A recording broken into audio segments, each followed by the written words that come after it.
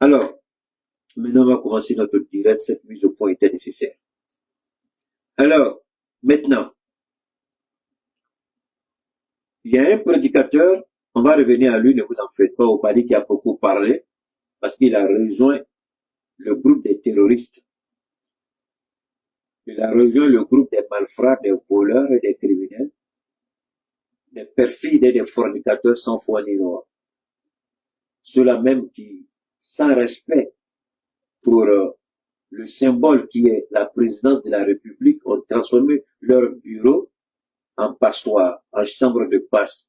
Femmes mariées, comme femmes célibataires, comme prostituées, tout allaient dans son bureau pour recevoir leur dose quotidienne. C'est avec ces gens-là que le soi-disant imam s'est associé au prétendument mensonge de défendre la République parce que au Mali, on tue trop. Mais tout le monde sait qu'on tue au Mali. C'est encore le Sagassi est venu au pouvoir. Mais la façon dont on tuait avant et puis aujourd'hui, là, pourquoi l'imam qui se dit homme de Dieu, pourquoi l'honnêteté spirituelle ne l'amène pas à reconnaître les efforts du président Assimi Goïta? Moi, je n'ai pas prêché à Dieu là. Qui n'a fait fort imam Tigo Dieu. Donc, si vous comprenez bien le français, je vous en prie, traduisez à ceux qui veulent écouter. Moi, je n'ai pas fait de traduction en camerounais. Je le fais en français.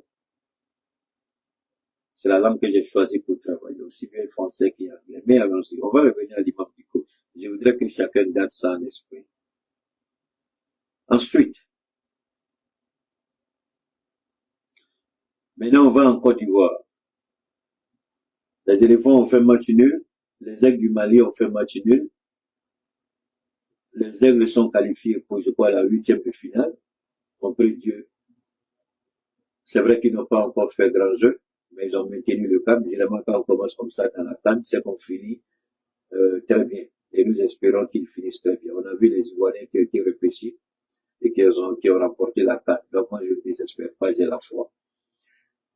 Ceci dit,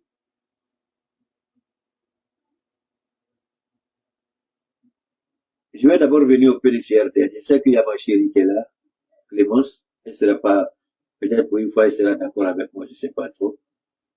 Notre frère, notre ami, Diaoufoué, a été battu selon les résultats qu'on nous a proposés à Yopougonpa, Damapitogo.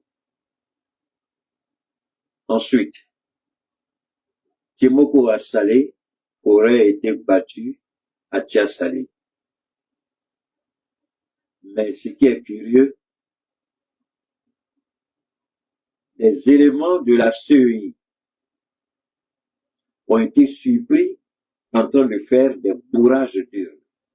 Faire voter les gens qui sont morts, faire voter les gens qui n'ont pas voté. YouTube, vous voyez la photo d'Alassane que j'ai placée?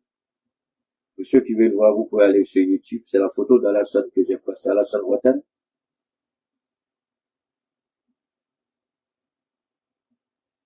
C'est ce qui est important. Nous allons comprendre réellement ce qui s'est passé. Pas les enjeux. Il n'y a pas d'enjeu. Arrêtez de vous blaguer. Les députés qui sont, on dit, le RHDP a raflé sur 256 ou 255 sièges, je crois. Le RHDP a 135 ou 136, plus que la majorité. Alors, est-ce que le président Laurent Gbagbo a eu tort? Question. Pourquoi le président Laurent Gbagbo a dit de ne pas participer à ces élections? Est-ce qu'on peut donner tort légitimement au président Laurent Gbagbo? Absolument pas. Comme un visionnaire, un homme d'honneur, un homme de parole, le président Laurent Gbagbo savait très bien et pertinemment que ces élections étaient truquées d'avance. Les mêmes causes qui ont entraîné l'arrestation des membres du PPACI, les mêmes causes qui ont entraîné la mort des Ivoiriens, ce sont les mêmes causes que ce régime criminel sanguinaire sans foi ni loi s'apprêtait à faire, sinon a déjà fait depuis le 28 décembre 2025, c'est-à-dire le dimanche dernier, je crois bien. Quelle a été les enjeux de cette élection. Il n'y avait pas d'enjeu. Il n'y avait rien. Alors, permettez-moi, d'abord, je vais revenir, vous allez savourer la victoire. Mais avant, je vais vous faire écouter ceci. C'est important. Oh là là, où ça c'est parti? Donne-moi une seconde, hein. Donne-moi une seconde, s'il vous plaît. Donne-moi une seconde. Il y a un élément de Macron que je vais vous montrer. Pour moi, c'est important. Donne-moi une seconde, s'il vous plaît. Il y a un élément d'Emmanuel Macron que je voudrais vous montrer. Pour moi, c'est fondamental. Il y a un élément d'Emmanuel Macron, permettez-moi.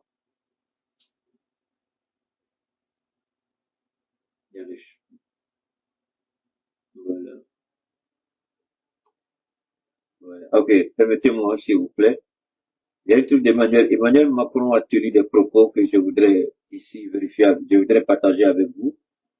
Ok, je crois que ça doit être là. Ça demande Bitogo. Oh là là. Macron, oh là là, je sais pas où c'est parti. J'avais vu un truc d'Emmanuel Macron que je voulais partager avec vous, mais curieusement, j'arrive pas à retrouver. Je sais pas.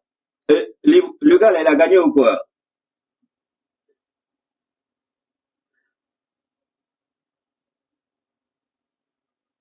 Permettez-moi, hein, permettez-moi, je cherche, il y a un truc d'Emmanuel Macron que j'avais sauvegardé.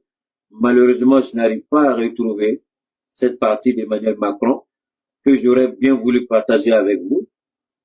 Je n'arrive pas à retrouver cette partie d'Emmanuel Macron qui a, ah, c'est là, Dieu merci, c'est là. Donne-moi une seconde, je vais rapidement, donne-moi une seconde, je vais vous faire écouter ce truc d'Emmanuel Macron. Pour moi, c'est important. On va écouter ça.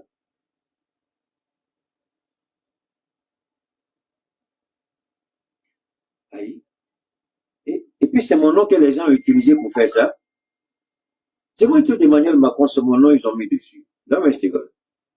Nous ne parlerions pas aujourd'hui ni de Mali, ni de Burkina Faso, ni de Niger. Écoutez très bien. Ouais. Nous ne parlerions pas aujourd'hui ni de Mali, ni de Burkina Faso, ni de Niger. Ces États n'existeraient plus aujourd'hui dans leurs limites territoriales. Je peux vous le dire avec certitude.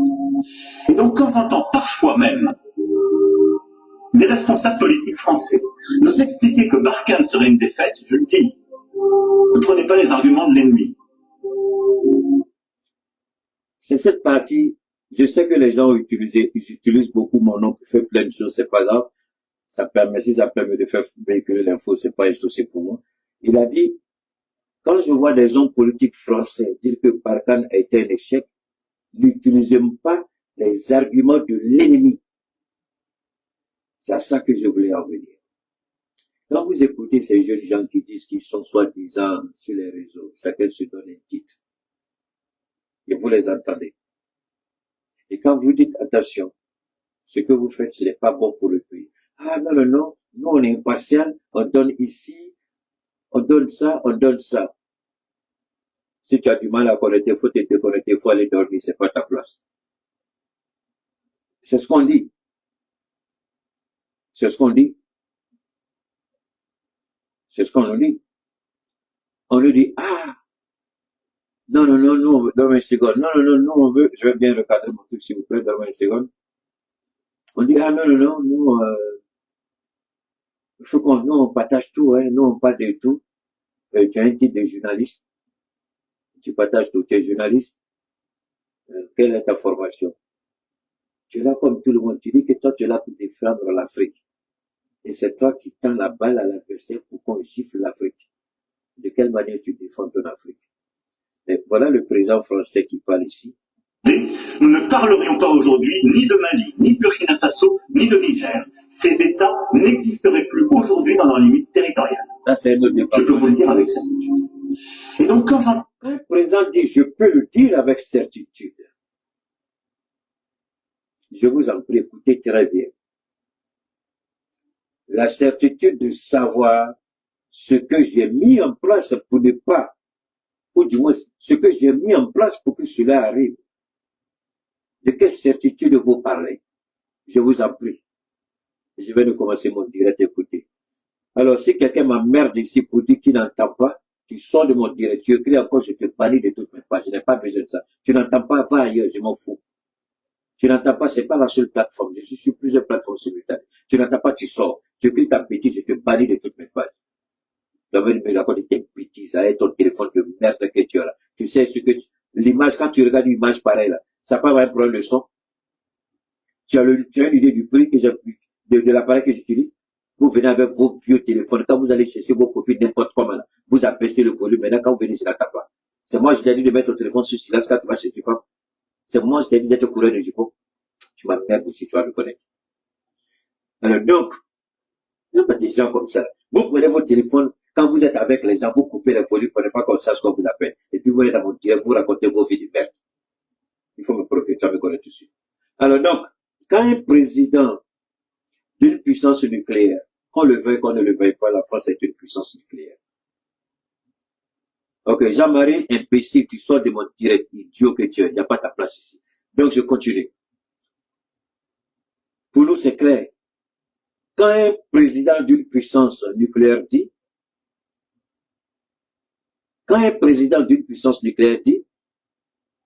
je répète une troisième fois, quand un président d'une puissance nucléaire dit, ce pays-là ne serait pas un pays, en tout cas pas avec leurs limites. Mais qui a tracé cette limite? Première question. Qui a tracé les frontières de l'Afrique? Pas l'Afrique en tant que continent, mais l'Afrique morcelée en tant que différents États. C'est bien la France. N'est-ce pas? C'est bien la France. Quand ils se sont retrouvés pour morceler l'Afrique. Donc, il sait de quoi il parle, ça c'est clair. Comment peux-tu savoir quelles sont les forces en présence s'il n'a aucune idée de la force adverse ou la force ennemie? Ça, c'est la deuxième question. Troisième question. Comme un président qui prétend, écoutez très bien, un président dont le seul discours de Macron ici, c'est un aveu d'échec. L'échec d'avoir malhonnêtement, je répète une dernière fois, d'avoir malhonnêtement manipulé les Africains, de faire croire aux Africains qu'ils forment des militaires. La formation de nos militaires, c'était l'affaire de la France. Les achats des équipements militaires, c'était l'affaire de la France. Quand cette France vient vous dire que sans nous, vous ne serez plus, vous n'allez pas exister. Cela remet en cause un certain nombre de paramètres, mais que des bâtards présidents ne sont pas prêts à accepter. Ça veut dire que la formation, n'est pas de qualité. 2, les équipements achetés ne sont pas les équipements qu'il faut. 3, on nous a menti avec quoi? Avec quoi? Avec quoi? Je répète encore. On nous a menti, on nous a fait, avec quoi? Avec quoi? Je vous en prie, continuez d'écouter. Avec quoi? Avec la manipulation et le mensonge. On continue d'écouter Macron.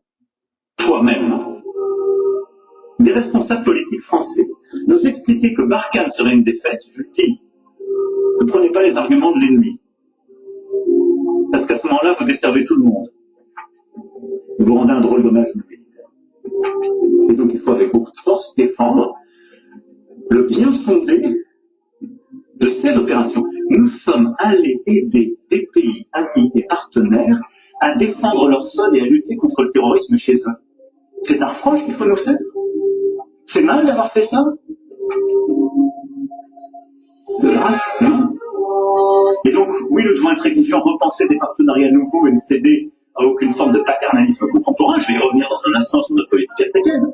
Enfin, il ne faut pas commencer à tout inverser et à considérer que maintenant, on ne pourrait plus aller aider un État qui veut défendre l'ordre chez lui sur une base légale. Et c'est le cas dans lequel nous sommes intervenus dans la région. Demande souveraine, demande de la CEDEAO. Ok. Voilà qui est clair pour nous. Il n'y a pas de débat. Je répète, pour nous, il n'y a pas de débat.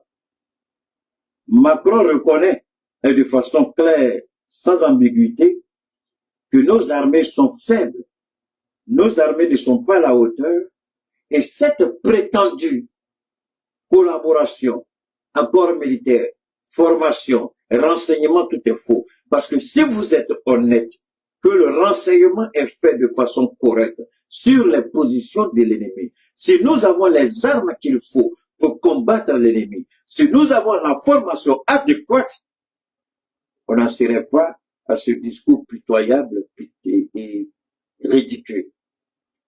Qui défend aujourd'hui la France? Dites-moi.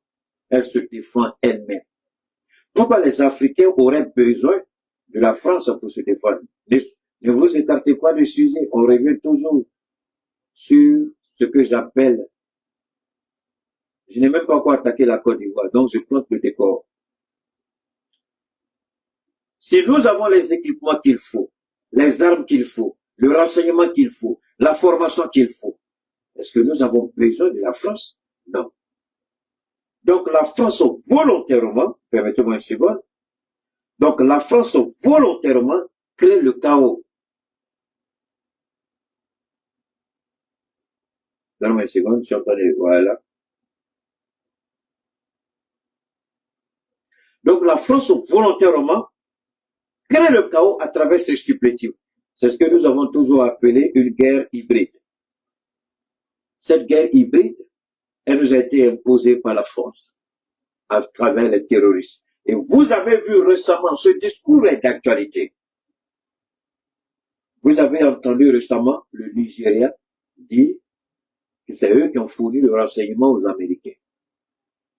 Mais si vous avez les moyens de localiser les terroristes et de fournir les renseignements, quels sont les... Donc vous n'avez pas d'avion pour bombarder les terroristes? Il n'y en a pas. Donc il n'y a pas d'avion. Regardez ce qui est incongru dans... Regardez très bien, donne-moi une seconde, regardez très bien ce qui est incongru dans tout ça. Donne-moi une seconde, il y a tellement de petits bâtards. Donne-moi une seconde. Donne-moi une seconde, s'il vous plaît, je vais résoudre des trucs simples. Il y a tellement de petits bâtards aujourd'hui, je vais les résoudre avec ça, c'est très simple. Alors donc, quand Macron parle ainsi, et puis en même temps, que dit le Nigeria? Je répète, que dit le Nigeria? Le Nigeria dit, c'est nous qui avons fourni le renseignement. Alors dans la guerre, ce qui est important, est-ce que c'est le renseignement qui est important ou c'est demander l'aide qui est importante? C'est le renseignement qui est important. Le renseignement. Le renseignement. Alors regardez ce qui est incongru dans toute cette histoire. Si le Nigeria était capable de localiser les terroristes, ça fait combien d'années Boko Haram a établi son siège sur le Nigeria? Enlève quand il peut, prend les jeunes filles quand il peut, demande des rançons. Combien de fois l'armée nigériane ne nous a-t-elle pas dit qu'elle a neutralisé le fameux chef de Boko Haram, mais qui est bien portant aujourd'hui? Quand il est content, il va même enlever les femmes des gouverneurs qui sont ses concubines pendant le temps qu'il veut, après il va les relâche. C'est eux qui donnent le renseignement, mais ils sont incapables eux-mêmes de combattre à Boko Haram. Ils peuvent donner des renseignements à l'Amérique qui n'en a pas besoin, puisque l'Amérique a des satellites espions orientés un peu partout dans le monde, sauf la Chine, l'Iran, un peu souvent, la Russie qui brouille les satellites et ces signaux-là. Et les Américains sont conscients que nous avons la possibilité de brouiller aussi leur communication. Ils savent que nous sommes en train de brouiller leur communication. Ce qui les rend nerveux. Donc il faut que le Nigeria prouve à sa population que oui, attention, les Américains n'avaient aucune information. Mais le même peuple du Nigeria devrait poser la question simple à Tinubu. Mais si tu as la possibilité de donner des informations aux Américains, le missile Tomahawk, pardon, ça coûte cher. Vous croyez que les Américains vont utiliser ça sans attendre en retour quelque chose? Do you believe that? Les Américains vont utiliser des missiles qu'ils refusent de donner à l'Ukraine. Ils vont envoyer 16 comme ça sur le Nigeria. Il n'y a pas de contrepartie. Mais n'oubliez pas que c'est un homme d'affaires qui est à la tête des États-Unis. Il s'appelle Donald Trump. C'est un homme d'affaires. Faites-moi confiance, tous les bâtards sont en train d'être liquidés petit à petit. Ici. Je vois un commentaire désagréable où on me signale un commentaire ici, je rentre et puis je vous parle. C'est ça la réalité. Celui qui est à la tête des États-Unis, il s'appelle Donald Trump. C'est un milliardaire, c'est un homme d'affaires. Il aime se faire voir. Et depuis toujours, il aime qu'on parle de lui. Il veut toujours être au centre du monde. Il veut l'attention sur lui. Quand Tinibou, vendeur de drogue, le contacte, quelle est la contrepartie? Je vous ramène au Mali. Quand les terroristes, à l'époque, descendaient sur l'ancien président qui le repose en paix, le général Atete, qui à l'époque était ami de Ouattara. Il y a même une promotion qui a porté son nom en Côte d'Ivoire. Tous les Atete d'une manière ou d'une autre ont aidé Ouattara dans sa quête du pouvoir. Donc, il a demandé tout de suite cette intervention. Je crois qu'il y a eu, je sais pas trop, Atete est tombé, et puis il y a eu Djonkouda, tout ça. Le Mali n'avait plus de levier. Le Mali n'avait rien comme moyen de pression. Le Mali ne pouvait que subir. Et François Hollande a exigé de Ouattara, qui était, à l'époque, le président de la CEDEAO, que la France ne va pas seulement fournir l'information, je vous en prie. Le Mali avait demandé juste le renseignement pour compléter le travail sur le terrain. La France a refusé. La France dit, on ne donne pas renseignement. On veut avoir ce qu'on appelle en anglais le boot on the ground. On veut avoir des soldats sur le terrain. Ils ont obligé, ils ont serré la main de Djonkouda dans son dos. Il est vivant. Il était présent au deuxième sommet des chefs d'État de l'AES. Djonkouda était là-bas. Si je mens, qu'il sorte pour dire que j'ai menti. Ils l'ont forcé à accepter le deal. Et c'est Ouattara qui a imposé. Donc, quand le Nigeria nous dit, à l'époque, le Mali n'avait pas ce que le Nigeria a, même à cette époque. Mais le Mali avait juste besoin de renseignements parce que nos hommes étaient déterminés. Mais la France a refusé. Ils ont obligé le Mali à accepter le deal. Et le deal, vous connaissez la conséquence, et c'est Assimi Goïta qui est venu les chasser. Merci à Dieu, merci au président Assimi Goïta, et merci aux 5 généraux, sans oublier Sadio, la pièce maîtresse, qui joue son rôle en tant que ministre de la Défense. Quand le Nigérien nous dit on donne des renseignements, vous croyez que les Américains sont bêtes? Allez-y, ne croyez pas à Keïta, à cause de Dieu. Allez-y sur YouTube, allez-y sur Google, allez-y sur Yahoo, tapez le prix d'un missile Tomahawk. Demandez le prix. Je peux faire la recherche et puis je peux vous dire combien ça fait. Il paraît qu'ils ont lancé 16. 16, je vais vous faciliter le travail. Missile Tomahawk. Je fais ça tout de suite pour vous. Je vais pas me fatiguer. On va chercher ça et puis on va trouver. Il faut qu'on trouve ça. Voilà. Le missile Tomahawk, le prix. Ok. Son coût était de l'ordre de 550 000 $ en 1999. D'accord? Ok. Aujourd'hui, alors, aujourd'hui, hein, ça fait 761 600 € au coût de, enfin, je sais pas, on l'a dit en 2012 seulement. Ouf!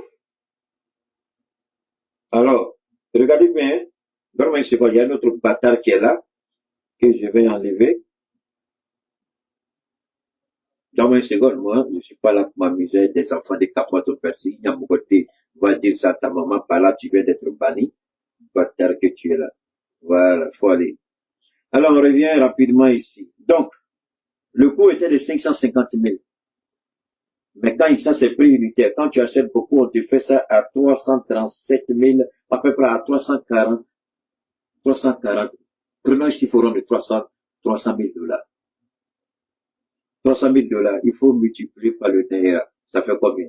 16. Donc, multiplier les 16 par 300 000. Ça fait combien? 16 multiplié par 300. Alors, vous croyez que les Américains sont fous pour venir jeter comme ça les 16 et puis sans savoir ce qui se passe? Et puis la vérité, est-ce que réellement ces 16 tomahawks qu'ils ont envoyés? Dieu seul sait la vérité, nous n'en savons rien. Cette réalité, il faut chercher à savoir. Donc, pour nous, c'est important et c'est fondamental. Donc, quand le Mali a été obligé d'accepter ce deal, les Français sont venus. Dieu merci, merci à Assimi Goïta. On a mis un coup de pied derrière, ils ont foutu le temps. Donc, quand vous écoutez un idiot comme ça parler, est-ce qu'il sait de quoi il parle, le président Macron? Le bâtard parle aujourd'hui, mais il a oublié 1945. Il a oublié 1914-1918. La Première Guerre mondiale, 14-18. La Deuxième Guerre mondiale, 34-45. Et le bâtard oublie. Pendant combien d'années, nos ressources étaient volées pour construire leur mode de vie, leur société. Le bâtard oublie que pendant qu'on détruisait l'environnement du Niger, pendant qu'on détruisait l'écosystème du Niger, eux ils s'enrichissaient, eux ils se gonflaient la poitrine, ils disaient qu'ils étaient 5e puissance économique mondiale. Ils étaient une puissance nucléaire. Mais la puissance nucléaire de ces bâtards-là, ça vient d'où? Ça vient du Niger. L'uranium du Niger. Ils n'ont même pas honte. Ils disent que le Niger a volé leur uranium. Alors réfléchissons un peu. Tu viens chez moi et puis tu as l'habitude de voler. Un jour je t'attends, je dis tu voles plus. Et puis tu sors, tu dis que moi j'ai volé. Mais j'ai volé quoi? Tu viens chez moi et puis tu voles. Je t'attends, je dis tu voles plus. Et puis tu dis c'est moi j'ai volé. Et puis ils n'ont même pas de dignité. Ils n'ont même pas d'honneur. Ils n'ont même pas ce qu'on appelle la moralité, la probité. C'est ceux-là qu'on veut mourir pour aller chez eux. C'est ceux-là, c'est chez eux que vous êtes cantonnés. C'est chez eux que vous travaillez. C'est chez eux que vous êtes des esclaves. Ceux-là qui viennent voler chez nous pour aller construire leur maison. Qui détruisent nos pays, notre terre, notre système. Vos frères et sœurs qui sont au Niger, qu'est-ce qu'ils sont devenus? Si Assimi Goïta n'était pas arrivé, vous avez vu le deal de l'ancien président Ibrahim Baka Keïta par rapport à l'uranium. Qui avait fait ça? C'était des Maliens auprès du président Ibeka. Des Maliens dans l'administration. J'ai été confronté à ça. Je suis venu avec des investisseurs à l'époque d'Ibrahim Baka Keïta, des États-Unis. Monsieur Ferdinand Pinto. Vous pouvez aller sur Google et puis vous frapper. Ils ont des multinationales à travers le monde. Et curieusement, je suis le petit qu'ils ont choisi au Mali pour venir investir. Mais je me rappelle, il y a un conseiller juridique du président Ibeka qui m'a dit, tant que vous n'allez pas payer, tu ne verras pas le président. J'ai dit, mais attends, je ne comprends pas. Non, nous on vient, on demande au président ce qu'il veut. Il va investir et le président seulement donne une garantie souveraine, comme il va payer. Et 5 francs ne sortira pas des caisses de l'État. Vous voulez des hôpitaux, vous voulez des écoles, vous voulez des routes, vous voulez des barrages, ils vont construire. Mais 5 francs, vous ne les payez pas. Ils viennent avec leurs techniciens, leurs ingénieurs, mais les véhicules, tout. Mais l'emploi direct et indirect, est-ce que vous avez eu l'idée du nombre de Maliens qui vont travailler? Il n'y a pas longtemps, il m'a envoyé des images. Il est en train de construire la cité de École, le chanteur École. Il est en train de construire. C'est eux qui font les maisons prépayées les maisons prépayées en béton. En 2 semaines, 3 semaines, maximum 1 mois, votre maison est habitable. Ils viennent avec les moules. Ils travaillent avec des Brésiliens, avec des Iraniens, avec des Argentins, avec des Indiens, avec des Américains. Ils ont tout. C'est un consortium. Ils viennent avec les moules. Vous dites quel genre de maison vous voulez, les maisons standards, ils construisent les moules et puis ils viennent avec. Ils viennent, on coule les bétons dedans. Ils ont un produit, quand tu mets dans le béton, moi j'ai vu ça aux États-Unis, c'est une histoire de maximum quelques heures et puis le béton devient dur comme c'est pas permis. Et puis il faut les maisons avec. En 2, 3 semaines, votre maison est finie. Ibeka, on m'a dit, si vous ne payez pas, vous n'allez pas voir le président Ibeka. J'ai regardé, j'ai eu les larmes aux yeux.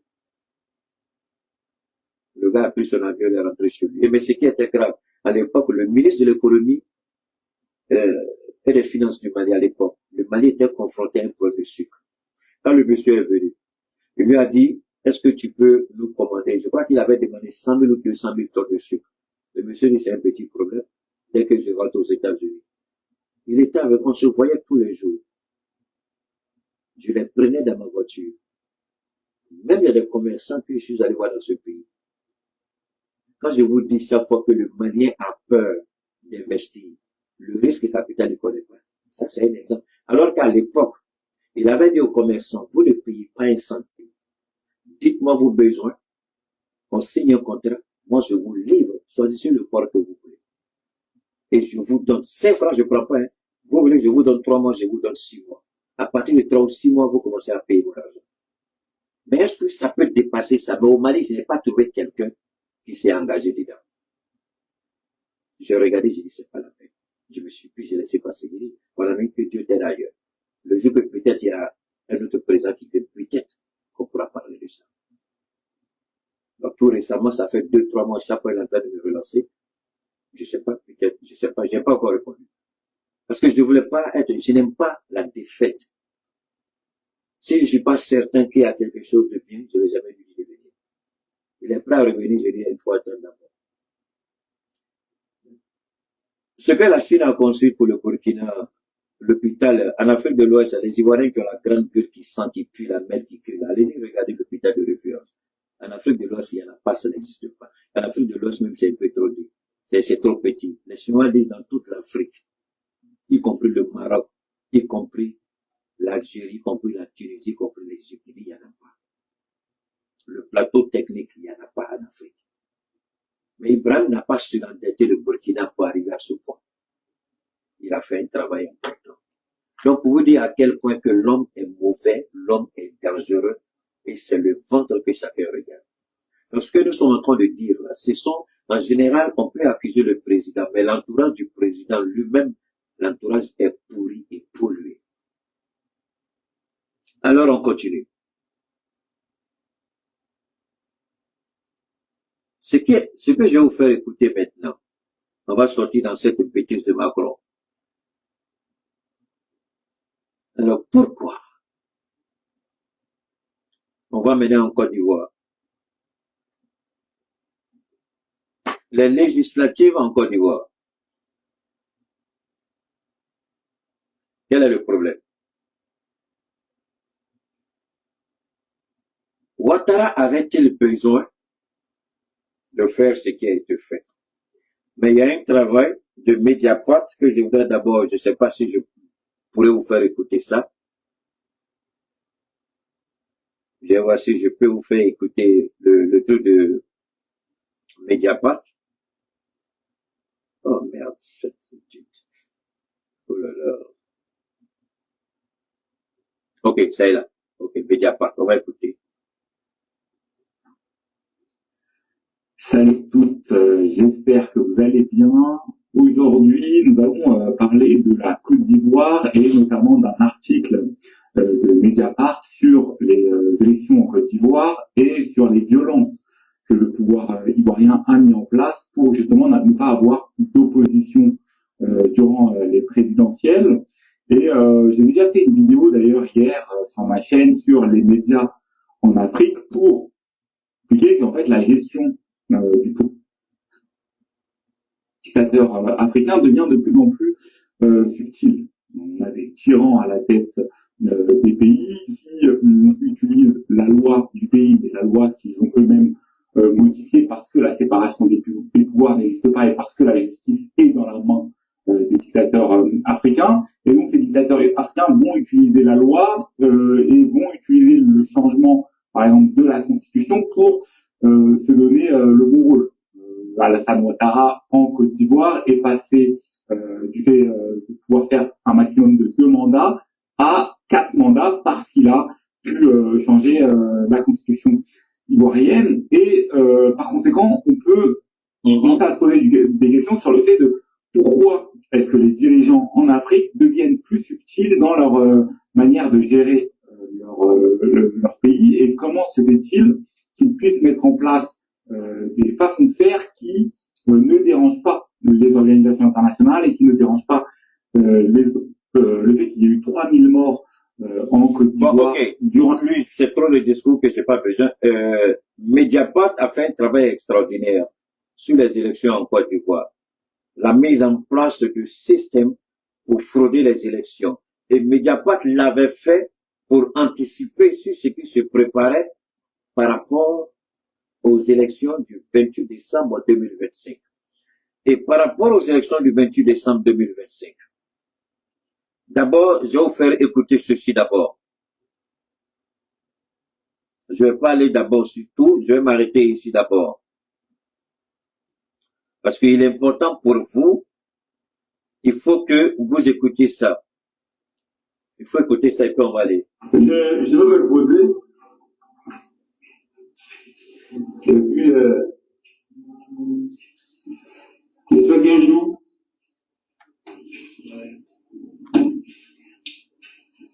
la Côte d'Ivoire me revaudra ça. Me revaudra cette injustice. Cette injustice vient d'être causée.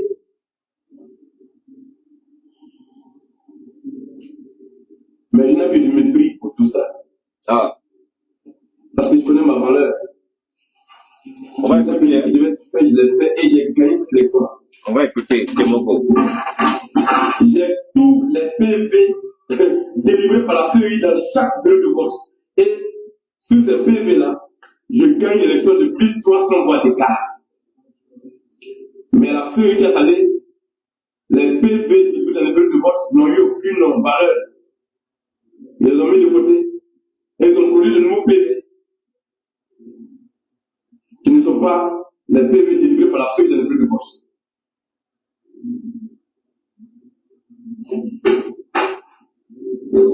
La peine, 6 heures du matin, vous êtes jusqu'à 1000 personnes en ligne. C'est-à-dire que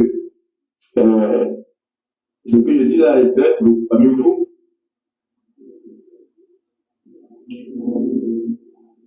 Alors, je fais un recours.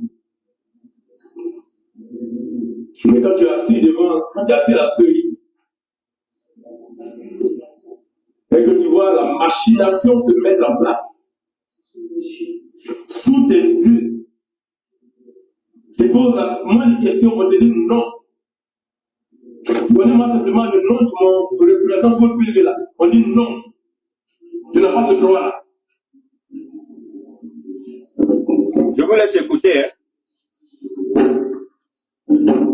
Ah ouais. Ils l'ont fait, ils ont osé. Mais je sais que depuis l'affaire Koumi Bakari, depuis l'affaire de la crise de la data, depuis d'autres affaires, j'étais dans un discours et on a dit là, on va la battre. J'ai été cadre de la présidentielle, c'est le processus qui continue.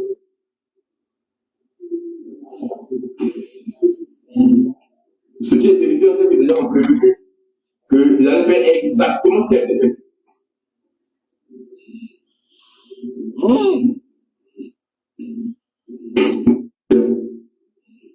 Le candidat du RATP ne peut jamais gagner une élection à Djassan.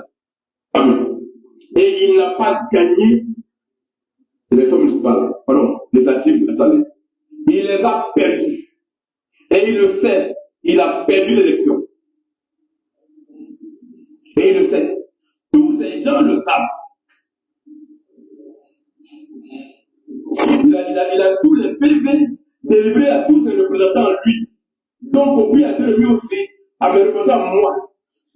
Alors, cela nous ramène un peu en arrière sur la décision du président Koudou Laurent Gbagbo de ne pas participer à ces élections législatives pour permettre à son parti de pleurer les morts et d'accompagner les familles de ceux qui sont détenus arbitrairement. C'est des choses auxquelles, personnellement, est-ce que je suis surpris, du fait que Assalé Timoko soit écarté de la présidentielle? Est-ce que je suis surpris? Pas du tout. 2.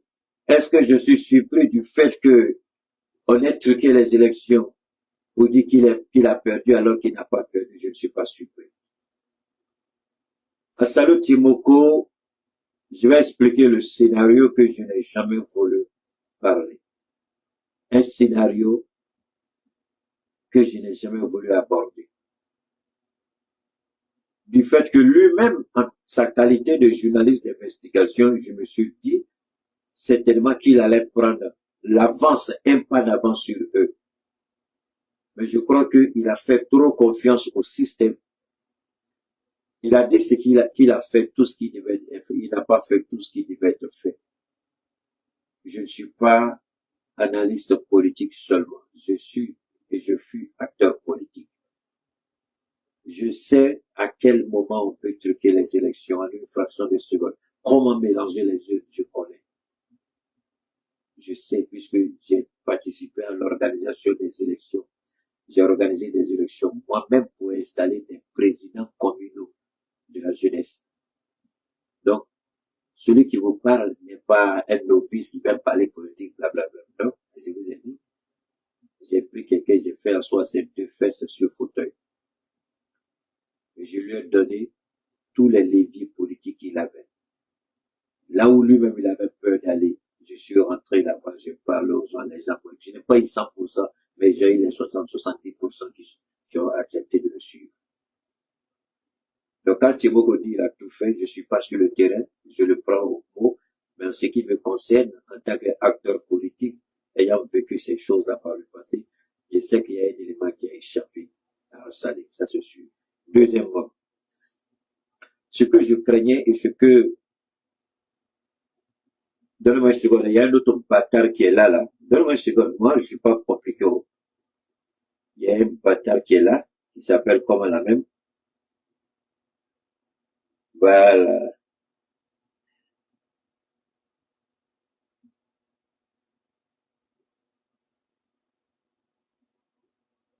Alors donc, ce qui est important pour nous, donne-moi une seconde, ce que je craignais est en train de se mettre en place. Ce n'est pas fini. Si vous croyez que c'est fini avec Assalé Tshimoko, c'est que vous n'avez pas compris encore. Si vous pouvez, si il me suit, tant mieux. S'il ne me suit pas, tant pis. Si vous le connaissez, tant mieux. Envoyez-le si vous voulez. N'envoyez pas si vous ne voulez pas, je m'en fous. Mais demain, ne dites pas que vous n'avez pas été surpris. Parce que moi, je ne raconte pas les légendes. J'anticipe les faits sans me proclamer être celui que beaucoup de gens se proclament être. Je ne suis pas ça. Il y avait un dernier virage qui attendait Tshimoko Assalé. Il parlait et il était député.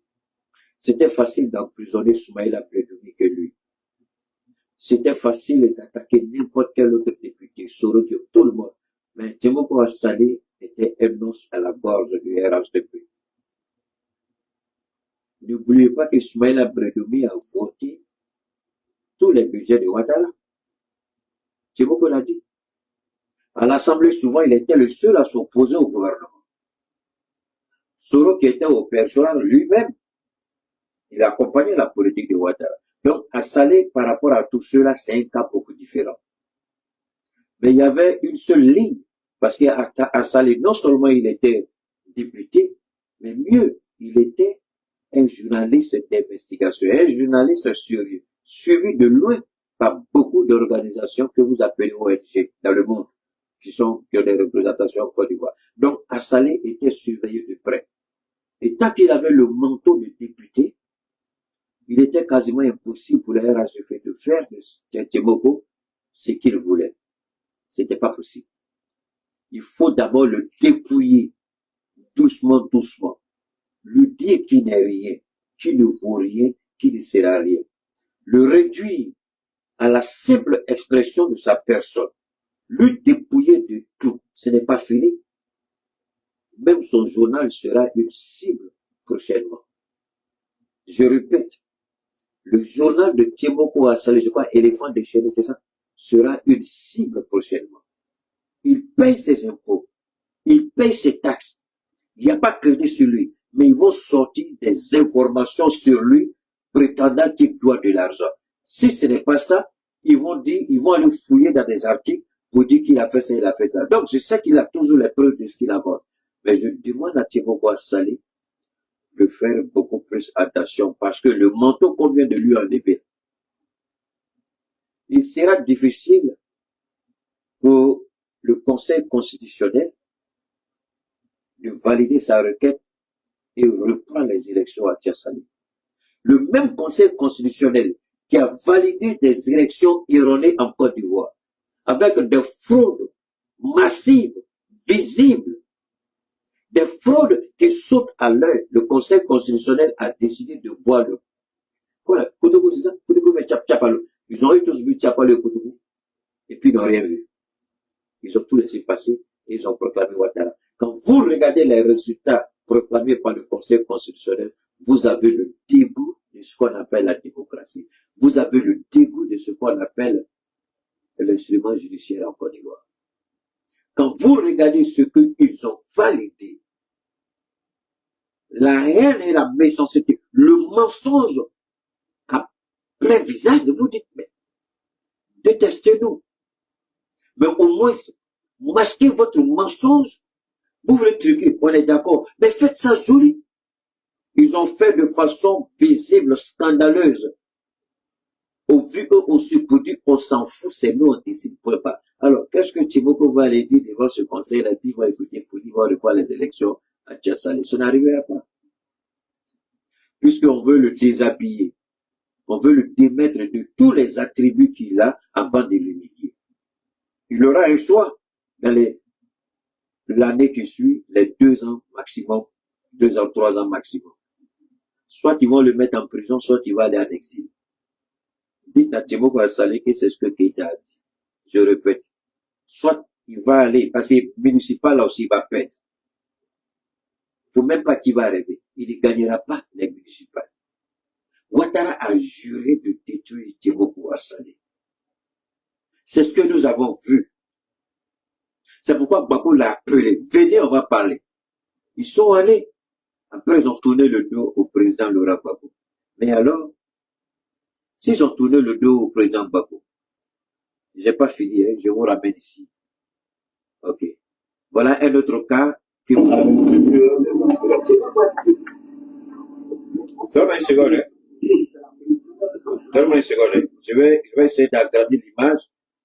C'est celle-là qui a institué il y avait une certaine cita ou citant du PCDA.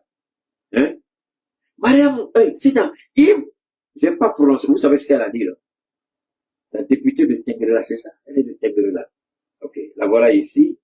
Après avoir perdu les élections, voilà ce qu'elle allait faire dans le bureau. Voilà ce qu'elle allait faire. Elle veut voir le PDC. Ça, c'est le Conseil constitutionnel. Regardez là, elle est en train de tout prendre. Regardez.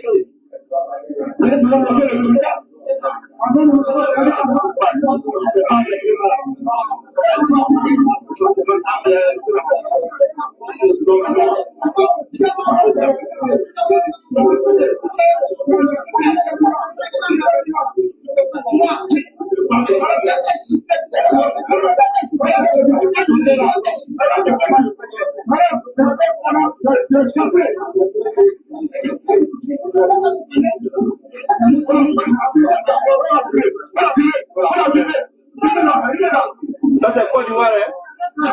Démocratie. Démocratie.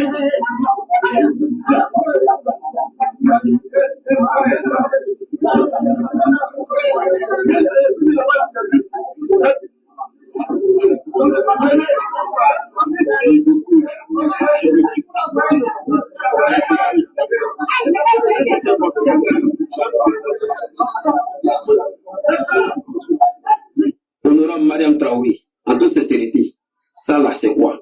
Mon frère, pardon, avec vos barbes sales n'importe comment. Vous voyez, pour qu'un député du parti vaincu aux élections aille faire ça, alors moi je pose la question. Merci beaucoup, Diallo. Merci Diallo. Question. Vous êtes surpris qu'elle ait fait ça? Je ne suis pas surpris. I'm not surprised. I'm not. Alors, Ça,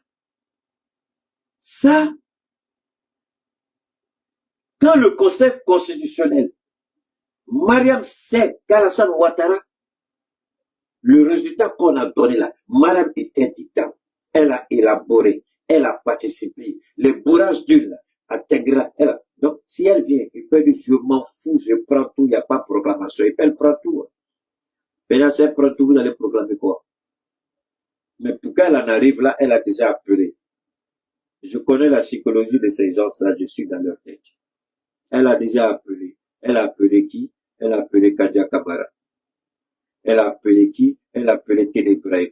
Oh putain, je suis pas votre camarade, écoutez seulement. Vous n'êtes pas d'accord, allez-y. Elle appelle Ténébraïm, elle dit ce qu'elle va faire. Et Ténébraïm donne l'ordre au commandant de brigade, au commissaire, il y a des éléments de se tenir à carreau. Ils n'interviennent pas. Ils sont là, c'est tout. Ils observent, ils font leur rapport, ils n'interviennent pas. Vous comprenez ce que je dis? D'accord. Kadia Kamara savait très bien ce qu'elle allait faire. Adama Bitego savait ce qu'elle allait faire. Et Photocopie savait ce qu'elle allait faire. On n'a pas besoin d'embrouiller Ouattara avec ça, c'est ce qu'ils disent. Mais Ouattara était au courant de tout ça. Puisque Ouattara lui-même a volé les élections. Il a volé les suffrages. Il a volé le pourcentage. Il a manipulé la commission électorale indépendante. Il a imposé sa volonté au Conseil constitutionnel. Donc, s'il y a un député qui a perdu les élections dans sa région, membre du RHDP fait ça, vous êtes surpris, I'm not. C'est ce que vous voulez, c'est la démocratie que vous voulez en Côte d'Ivoire. Voilà le résultat qui est là. Quand Gbagbo Lora a dit, on ne doit pas aller à ces élections, est-ce que Dieu peut dire que son serviteur était menteur si ce serviteur-là, avec l'amour de son Dieu, parle à son Dieu, demande à son Dieu de le guider, et Dieu l'oriente, il prend une décision, et vous allez dire qu'il a mal fait? Est-ce que le choix de Gbagbo Lora ici n'est pas respecté? Est-ce que ici, Gbagbo Lora n'est pas établi par Allah lui-même dans toute sa grâce, dans toute sa gloire? Est-ce qu'il ne donne pas ici raison à Laurent Gbagbo? Vous passez toujours à côté de l'essentiel parce que vous êtes émotif. Quand je viens parler ici, je ne suis pas émotif. Mais quand un bâtard vient me provoquer, je dis enfant de capote au percé, tout est, ça c'est pas, je ne suis pas d'émotion. Je dis ce que je ressens. Ça n'a rien à voir avec l'émotion. Puisque la seconde, j'oublie et puis je fais mon direct. Si vous avez émotion, je ne peux plus faire direct. Attends, il y a un bâtard qui est là, je vais le détruire, tout ça. Moi, je ne suis pas compliqué. Il y a mon côté, bâtard là, si c'est ta mère, attendez, donne-moi une seconde d'abord. Bâtard de Hervé Sano. Ta mère bâtard, ton père bâtard, toute ta famille bâtard, Nyamgoté, enfant de capote au percé. Il tout à va direct là, c'est pas ta place ici. Kodo ça de ta mère et ton papa la fois il avait imbécile bâtard que tu es. Sors de mon direct. Allez, c'est fini pour toi, Nyamgoté, c'est dans mon direct, toi avec ta sale gueule là. Tu sais écrire français bâtard, pourquoi tu n'as pas écrit sur ta propre page? Il Nyamgoté, c'est moi je te donne l'opportunité de venir écrire. Imbécile que tu es. Alors donc on continue. Voilà le vrai visage du RHDP. Voilà le visage d'Alassane Ouattara. Dieu a une façon de relier les événements aux hommes. Tout ce qui est en train de se passer là, c'est la moralité de Ouattara que Dieu est en train de montrer aux hommes. Et à la Côte d'Ivoire et au monde. Parce que si Ouattara était un président honnête, sincère, un président avec une moralité, Ouattara, ses élections n'allaient jamais être truquées. Ce que Mariam est en train de faire, c'est parce que le président lui-même fait. Mais quand tu es un voleur, le père est voleur, la mère est voleur, est-ce que ça vous surprend que les enfants soient des voleurs? Ça vous surprend que ceux qui viennent leur rendre visite soient des voleurs? Tout le monde est voleur. Mais c'est l'exemple. Ici, c'est Ouattara. Non. Vous voyez Mariam agir. Mais c'est Ouattara. C'est l'esprit de Ouattara qui est là. C'est Mariam qui agit, c'est Mariam qui parle, mais c'est l'esprit. C'est la même chose avec Damana Picasse. Le jour où il allait prendre, il a dit à ces petits gens qui étaient à la commission qui voulaient, il dit non. Les résultats n'ont pas été compilés. Comment vous pouvez proclamer des résultats qui ne sont pas compilés? Il dit ces résultats, on ne les proclame pas. C'est pas la même chose que Gbagbo Laurent a fait ici. Cette année-là, c'est pas la même chose. Damana Pika, c'est lui qu'on a vu qui a pris les trucs. Il dit, on ne fait pas. Ça, c'était l'esprit de Gbagbo Laurent. Gbagbo qui refuse le mensonge. Gbagbo qui refuse la fraude. Gbagbo qui refuse la manipulation. Et Damana Pikas était l'instrument de l'esprit de Gbagbo en 2010 en Côte d'Ivoire. Et c'est le même Damana Pikas aujourd'hui, pour avoir épousé et resté dans cette philosophie. Il est aujourd'hui arrêté et jeté en prison. Mais ce que je peux dire aux détenus de la MACA, aux détenus politiques, très bientôt vous serez libres. Je n'ai jamais été aussi, d'accord? Ouais, faut que vous arrivez. Ouais. Je n'ai jamais été aussi sincère toutes les fois que je parle.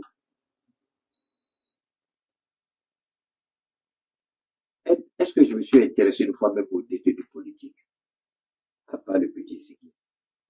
Alors donc, envoyez mon message. C'est pas un message de manipulation. Je dis, je n'ai jamais été aussi clair dans ma tête concernant les détenus politiques. Très bientôt, vous allez connaître la joie de la lumière. Très bientôt, vous allez marcher dans la lumière. Vous allez marcher des ténèbres pour la lumière. Très bientôt, votre incarcération ne sera qu'une vieille histoire. Très bientôt, vous allez retrouver vos familles.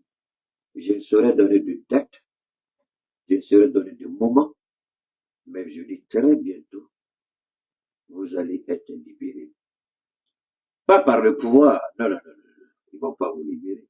Vous êtes des trophées de guerre. Mais il y aura un changement de place. Aïe, aïe.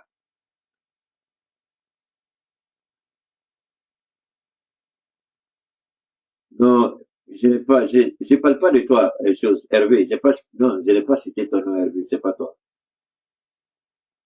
Hervé, j'étais pas chose. Non, j'ai pas d'autres personnes, c'est pas toi, Hervé. Parce que je contrôle, quoi, les écrits ici, Hervé, je contrôle.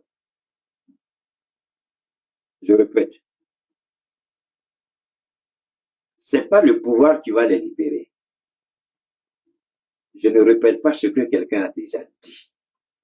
Moi, je parle, parce que quand je parle en ce moment-là, je sais quelle est la force et la puissance qui me traverse quand je dis ça. Moi, là, je suis pas en train de dire que ceux qui sont au pouvoir, waouh, wallahi billahi, c'est pas ceux qui sont au pouvoir. Ils vont changer de place. Il y aura un changement. Mais le changement sera douloureux. D'accord? Attends, il y a un bâtard qui est là. Je vais le chose là. Ne vous en faites pas. Moi, je suis pas pressé. Il y a beaucoup de bâtards. Avant d'enlever, attendez, où il est? Où il est, le gars?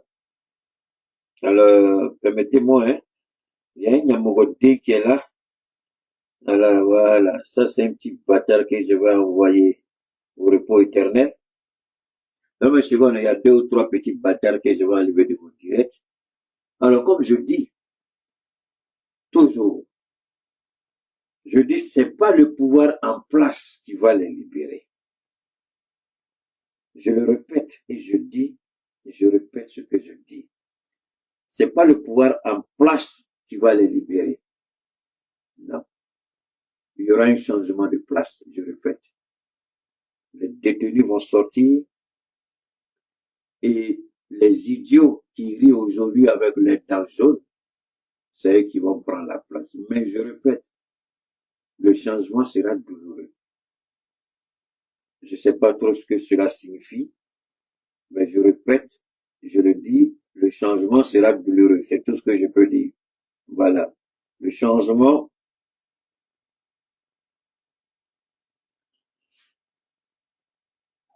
D'abord, il y a un bâtard qui est là. Il y a un enfant de capote percé qu'il faut dégager de mon direct. Donc, on continue, hein. Non. Il faut tous les petits Nyamorodis, là, je les mouguens avant ma fait, là. Alors, je répète rapidement, il y aura un changement. Le changement sera douloureux. Je ne suis pas en train de prophétiser, je ne suis pas prophète. Je dis ce qu'on me montre. Je dis ce que Dieu me montre. Je m'en fous que vous soyez d'accord, je m'en fous que vous ne soyez pas d'accord. Insultez-moi, bâtard qui m'insulte, ça c'est votre problème. Les enfants du Capotopère, c'est les Yamoukoté. Parce que visiblement, c'est pas. Si vous n'êtes pas des Yamoukoté, dites-moi. Vous allez prendre votre argent pour venir écouter quelqu'un que vous n'aimez pas, bâtard que vous êtes. Vous venez chercher quoi? Parce que vous n'allez rien changer. Ça fait des années que je suis là. Vous avez changé quoi? Je suis même plus, attendez, demandez-moi, venez me voir, je vous donne l'argent quand même. Venez, si vous avez plus de pauvre là. Ben, c'est la pauvreté souvent qui fait ça aussi. Venez demander au moins si on vous donne. Demandez et vous recevrez, c'est pas ça. Venez demander quand on vous donne des fils de pauvres que vous êtes. Alors, on continue. Moi, je m'en fous. Je suis pas journaliste, je vous ai dit. Quelqu'un veut m'insulter, je t'insulte copieusement. Vous voulez pas m'écouter, je m'en fous. Si c'est une seule personne là, je parle. Et puis si c'est la seule personne que Dieu va utiliser là, pour des milliards de personnes, ça c'est pas mon problème. Tu vas me provoquer, je t'allume. Alors, donc, ce que nous voyons aujourd'hui, ce n'est pas fini, hein. Ça c'était Mariam, c'est pas ça? Il y a pire encore. C'est l'esprit de Ouattara que je suis en train de vous démontrer ici. Ça c'était Mariam. Ça c'était Mariam. C'est pas fini, hein. Ok, voilà Ouattara. On a dit c'est PPACI qui fait pas là. On a dit c'est Soro Guillaume qui veut déstabiliser. Mais Soro n'est pas dedans, PPACI n'est pas dedans, GPS n'est pas dedans.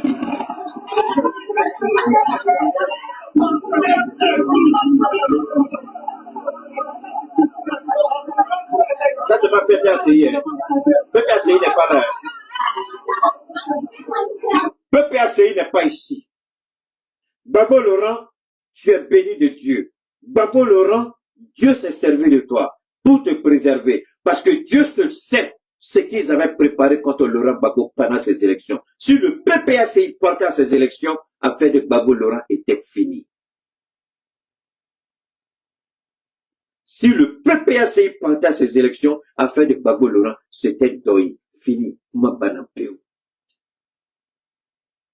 Donc, à défaut de Gbagbo Laurent, installé maintenant qui attire les Ivoiriens parce que les Ivoiriens sont fatigués du PDCRDA qui ment et qui manipule.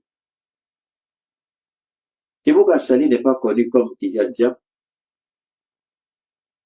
C'est Tidiane Thiam qui dit qu'il a travaillé dans les institutions internationales. Mais Tibouka Sali est dans son pays, dans sa ville, à Tiassali. Il subit l'humiliation, le mensonge, les menaces, mais il est là. Pourquoi Tidiane Thiam ne peut pas rentrer dans son pays? Alors qu'il est le président du PDCRDA. Il a peur de quoi? De la prison? Alors qu'il renonce à la politique. Qu'il renonce à la politique. Qu'il renonce à la présence du PDCRDA. Gbagbo n'est pas ici. Ils avaient préparé quelque chose contre Gbagbo Laurent que nous n'avions pas vu venir. Dieu merci, Gbagbo a dit. La sage décision de Gbagbo Laurent a sauvé la vie de Gbagbo Laurent. La sage décision de Laurent Gbagbo a sauvé l'honneur du PPACI, l'honneur de Nadia, l'honneur de Gbagbo Laurent. Le fait de ne pas aller à ces élections, tous les membres actuels du PPACI qui sont encore avec le président Gbagbo, Justin Katina et autres, Dieu les a sauvés. Parce que vous n'avez pas eu l'idée de ce qu'ils allaient préparer dans les régions où ceux-là allaient décider d'être candidats. Les violences allaient être pires que ce que nous avons vu à la présidentielle. Et tout le chapeau serait porté, on allait monter des gens et indexer le PPACI. Ils ne sont pas allés. Quelle grandeur d'esprit. Quelle grandeur d'esprit. C'est maintenant que je comprends que Gbagbo est un homme hors pair en politique. Toutes les actions de Gbagbo Laurent sont calculées à la seconde, à la minute près. Pour éviter, quand on a des vieux os en politique, on ne se précipite pas. J'ai vu que la machination du PDCRDA a fait perdre les élections à, comment on appelle, hein? Gikawe a perdu les élections. Adama Bitogo se frotte les mains à Yupogo, Gikawe a perdu les élections. Bien d'autres. Quand les gens ont plus de 130 députés sur 250, c'est ça? On dit 250 ou 200. Ils ont combien de députés? Je ne sais pas peu. Ils ont À peu près. Ils ont la majorité absolue. Maintenant, président Afingessa, tu pourras changer quoi? Vous n'avez pas la majorité. Vous allez changer quoi? Le PDCI n'a que 30 ou 20, je vois. Je ne sais même pas s'ils pourront même avoir désormais un groupe parlementaire. Il faut combien de députés pour un groupe parlementaire? Est-ce que le PDCI pourra avoir un groupe parlementaire? Assalé était la menace au sein de l'hémicycle qu'il fallait écarter. Le PPACI est parti, ils savent qu'au PDCI, c'est des perroquets, c'est des lâches. Ils peuvent les manipuler au sein de l'hémicycle. Donc, si le PPACI n'est plus là, Timoko Assalé n'est plus là, qui peut empêcher Ouattara de faire ce qu'il a voulu faire à l'Assemblée nationale? Venez me montrer un seul. Donc, vous regardez ça. Gbagbo n'est pas là. Qui est donc le vrai coupable des violences en Côte d'Ivoire? Qui est à l'origine des crimes, des massacres en Côte d'Ivoire? Gbagbo a dit c'est bon. C'est comme Dieu même a dit à Gbagbo, ne va pas. Je fais ton pas là. Souvent, il est bon de prendre un recul. On va vous provoquer de détirer. Prenez votre recul. Dieu sait ce qu'il va faire. Est-ce que Gbagbo s'attendait à ça? Pas du tout. Est-ce que nous-mêmes on s'attendait à ça? Pas du tout. On a soutenu le choix de notre président, Gbagbo Leroy. Maintenant, priez Dieu, PDC-RDA, qu'on ne vous fasse pas porter le chapeau ici. Priez Dieu, PDC-RDA, qu'on ne vous fasse pas porter le chapeau. Parce que Ouattara s'en fout. Vous ne connaissez pas Ouattara. J'expliquais ma rencontre avec le président Gbagbo à quelqu'un comme ça la dernière fois. J'ai dit, ma première rencontre avec le président Laurent Gbagbo, c'était en 1990, à Bondougou. Il était allé en campagne présidentielle face à Oufou. De l'entrée de Bondougou jusqu'à la résidence du préfet. Moi, je sais pas qu'est-ce qui s'est passé, mais j'étais approché à la voiture. Alors qu'il avait la sécurité renforcée autour de lui, mais j'étais à côté de la voiture de Gbagbo. J'ai tenu sa voiture jusqu'à la préfecture. Et de la préfecture, je sais pas comment vous expliquer ça, mais j'étais encore assis à côté de Gbagbo quand elle était dans les tribunes. Je me souviens encore, il avait porté un bazin un peu vert citron. Un bazin vert citron. Simon était avec lui. Il s'est levé en ce moment, il avait beaucoup de cheveux. Il s'est levé dans le stade et puis il parlait. Moi, j'étais juste à côté de Gbagbo Leroy. Quand il m'a salué, sa peau était un peu chaude. J'ai dit, ça, c'est un vrai petit. mais pourtant, j'étais PDC. Je suis resté PDC. Jusqu'à ce que je renonce à tout ce que vous connaissez. Moi, mon affaire de Gbagbo, là, c'est pas affaire de, tu n'aimes pas Ouattara. Ouattara, je m'en fous de lui. C'est un voleur, c'est un criminel, c'est un assassin. Il a trahi son propre frère. Celui qu'on appelait son nom. Lassine Camara, à Niamey. Il a trahi le monsieur. Le monsieur est mort dans l'amertume. Je peux me dire que c'est Ouattara qui a tué le monsieur. Un milliardaire, Camara avait tout. Il n'avait pas besoin de choses. Il était riche, vachement riche. C'est lui qui a financé l'implantation du RDR. Mais Ouattara ne voulait pas. Ce que Ouattara n'aime pas dans sa vie, c'est d'être confronté à quelqu'un qui est plus puissant que lui dans son parti. Et Camara Lassine était plus puissant qu'Alassane Ouattara. Il était le président du patronat de Côte d'Ivoire. Camara Lassine, Ouattara était petit à côté de lui, quand même, qui à l'époque, il était gouverneur de la paix, quand il est venu comme premier ministre en Côte d'Ivoire. On savait qu'il piochait dans les caisses de l'État parce qu'Oufou était malade. Mais Camara Lassine savait qui était Alassane Ouattara.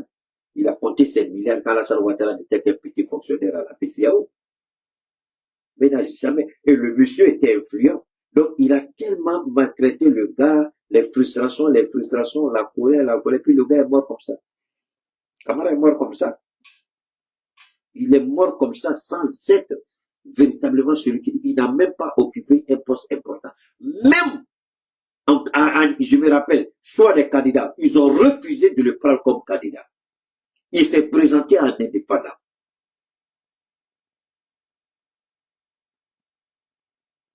Alors, je me rappelle, Dieu sait si je mens, alors que Dieu me juge si je mens. L'idiot maire qui a été chassé là, c'est moi j'ai pris mon téléphone. Je l'ai dit à Midou. J'ai vu, Dieu m'a montré que tu dis, il t'a dit, il faut laisser ça. Parce que les musulmans ont du mal à comprendre que quand tu leur dis Dieu te montre quelque chose, parce que tu n'es pas prophète, tu n'as pas mosquée, tu n'es pas dans l'homme boubou, tu n'es pas assis quelque part, donc pour eux, ils ont du mal à comprendre ça. Mais il faut les laisser, c'est des idiots, ils ne pourront pas comprendre. Il dit, tu seras candidat. Il dit, mais c'est compliqué, on va pas me retenir. J'ai dit, on va te retenir, tu seras candidat. Et c'est moi qui lui ai donné la composition de son équipe de campagne. Et son directeur de campagne m'a appelé, il dit, Keïda, comment tu as su que l'équipe devait être composée comme ça? Il dit, je te jure au nom de Dieu, si tu n'étais pas aux États-Unis, je vais dire que tu t'es caché pour nous écouter. Mais tout ce que tu as dit, il vit, il s'appelle Sila Moriferi. C'était le petit frère d'Amidou Sila. Il vit. Et le député actuel, enfin, je ne sais pas s'il a gagné ou pas, Faloukou. C'est moi, j'ai dit à une chose, Moriferi, dis à ton ami Faloukou là, il n'a qu'à laisser tomber. S'il va à ces élections, il sera humilié. Il n'a qu'à laisser tomber. Son heure n'est pas encore arrivée. Quand son heure va arriver, il le saura. Ça, c'est pas son heure. Faloukou Soumaoro, l'actuel député d'Aniama, allez-y lui poser la question. Je lui ai dit. J'ai dit, s'il sort, il sera humilié. C'est pas son heure. Il n'a qu'à se calmer. Mais Alassane Ouattara a trahi Camara Lassine pour Amidou Sila. Mais quand Amidou Sila même avait peur d'affronter Camara Lassine, qui avait implanté le RDS, je lui ai dit de créer rien. Ce que Dieu va montrer, tu vas gagner ces élections. J'ai dit, mais il y a de fortes chances, même si on reprend ces élections, tu vas les gagner 1000 fois. Effectivement, pendant la campagne, ils ont commis des erreurs, ils ont utilisé l'effigie du président. Et Camara Lassine a porté plainte. Mais comme lui, il était l'oncle de Ouattara, le Conseil constitutionnel a accepté. Ils ont repris les élections et Amidou a gagné encore. J'ai pris mon même téléphone, je lui ai dit, bon, tu as gagné, c'est bien. Il faut rassembler les enfants d'Adiama. J'ai dit, mais je te vois. Voilà le message que je te donne. Dieu dit, le jour que tu vas trahir ces gens, il va te tourner le dos. Mais si tu fais ce qui est bon, tu vas mourir en tant que mère. À peine 2 ans, 10 ans, il a commencé à voler. Ses enfants qui étaient des petits enfants, il a fait de tous ses enfants des entrepreneurs. En leur donnant des contrats par-ci, par-là. Ils ont dépossédé les gens de leur terre. Il a rendu ses enfants qui ont des terres. Il dit, mais ce vol que tu es en train d'amasser tes enfants, tu dis tu es musulman, tu es là à la Mecque et puis tu es en train de voler comme ça. On m'a montré un petit pont qu'un de ses enfants a construit à 30 millions. Le petit pont là, moi-même, tu peux construire 5, même si c'est 1 million. Le petit pont là, tu peux même pas mettre 1 million dedans. Si tu as tombé, c'est 500 000 francs. Son fils a facturé la commune 30 millions. Et c'est ce que ses enfants faisaient. Ils faisaient la surfacturation. Cet argent-là, ça va vous servir à quoi? À rien. Vous n'allez nulle part avec ça. Vous allez mourir pour laisser. Et quelle âme va se présenter devant l'Éternel après avoir volé et pillé? Pourquoi l'homme est si idiot, il ne comprend pas? Tu es limité, tu as un temps de vie très limité. 30 ans, 40 ans, 50 ans, 60 ans, 70, 80, 90 ans. À 110, 115, 120, déjà, tu n'es plus un être humain. Mais tout cet argent que tu voles, tu amasses là, soit tu serviras pas. Quand tu allais te coucher dans ta tombe, l'argent ne va pas préparer quelque chose pour toi. Ce sont les bonnes actions, l'honnêteté, la moralité, la probité, c'est ça qui t'attend là-bas. Est-ce que c'est difficile de comprendre ça pour certaines personnes? Donc, Amidou Sila, je lui ai dit, il y a une de mes soeurs même qui a intervenu pour dire, ah bon, écoute, c'est Amidou Sila encore qui allait, moi, me dénoncer à la DST. Il a voulu me faire passer pour un terroriste. Cette époque, je vous ai dit. Je l'ai Amidou Sila pour avoir menti sur un serviteur de Dieu. Et je jure au nom de Allah, tu ne seras pas retenu candidat. Si tu es retenu candidat, Amidou Sila, moi je vais abandonner tout. On l'a jeté comme poubelle pourrie. Je l'ai Amidou Sila, tu te souviens de qui t'a parlé, c'est bon. Qui t'a dit que tu seras candidat, c'est bon. Qui a dit que tu seras élu, c'est bon. Et qui a dit que tu ne seras plus candidat, c'est bien moi. On l'a jeté, il n'a plus été retenu. C'est l'ancienne femme de Gonkoulibaly qui est mère à Niama, Fatih Baba. Il a fait tout, il a fait maraboutage. J'ai dit, tu ne seras pas retenu à Amidou Sila. À moins que je suis un menteur, je ne parle pas au nom de Dieu. Je dis, toi, tu ne seras pas candidat. Il est où aujourd'hui? C'est parce que Fatim Bamba, il est juste, sinon elle devait faire l'audit à la mairie d'Aniamou. Et j'étais à Mélusila en prison, parce que sa place, c'est la prison. Il a volé et pillé, comme tous les autres maires RH du pays. Il croyait que parce qu'il voyait Alassane Ouattara, un analphabète, un illettré, il croyait qu'il était arrivé quelque part. Mais petit idiot d'Amélusila, c'est moi. J'ai dit, tu ne seras rien. Tu es où aujourd'hui? Parce que tu te tapes la poitrine pour dire que toi, tu es quoi, enfant béni, c'est ça, tu as cherché bénédiction des parents, et tu penses que nous autres, on n'a pas cherché bénédiction de nos parents. Amélusila, moi, je n'en veux pas ton argent. Je ne suis même pas jaloux de ton argent. Parce que j'ai pitié de toi et tes enfants de l'argent que vous avez volé. Parce que vous avez surfacturé. L'État de Côte d'Ivoire, tous les contrats que tu avais avec les grands travaux, là, je savais comment tu gagnais tes contrats avec le Sina. Tu avais quelqu'un au niveau des grands travaux. C'est ça, non? Comment on appelle, c'est ça? Enfin, comment on appelle le truc, c'est grands travaux, non? Il avait un petit là-bas, je n'ai pas dit le nom du gars. Donc les appels d'offres, il avait les appels d'offres, et je sais comment il passait pour avoir les appels d'offres. Avec Sina, je te connais trop, tout le petit temps que j'ai passé à te former politiquement, et à côté de toi, à te suivre. Tu étais un voleur à tous les niveaux. C'est toi qui allais parler à la DST. Mais la DST, elle s'est trompée. Elle a dit ton nom. La personne a dit ton nom. C'est parce que aujourd'hui, je vais te dire ça.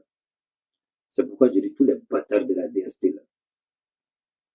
Ils n'ont qu'à se préparer. Ce qui arrive après eux là, ils ne vont pas comprendre. Moi, je n'ai pas brisé. Quand vous parlez au nom de Dieu là, vous n'avez pas peur. Le temps va venir. Tu as volé les gens.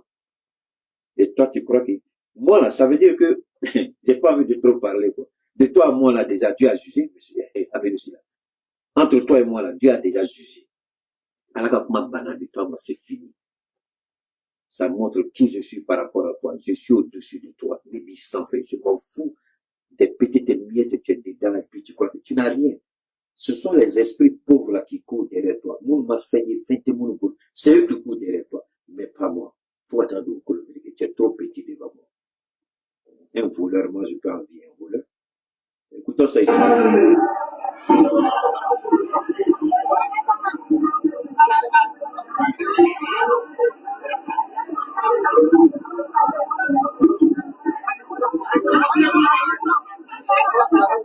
Ça c'est Alassane Ouattara.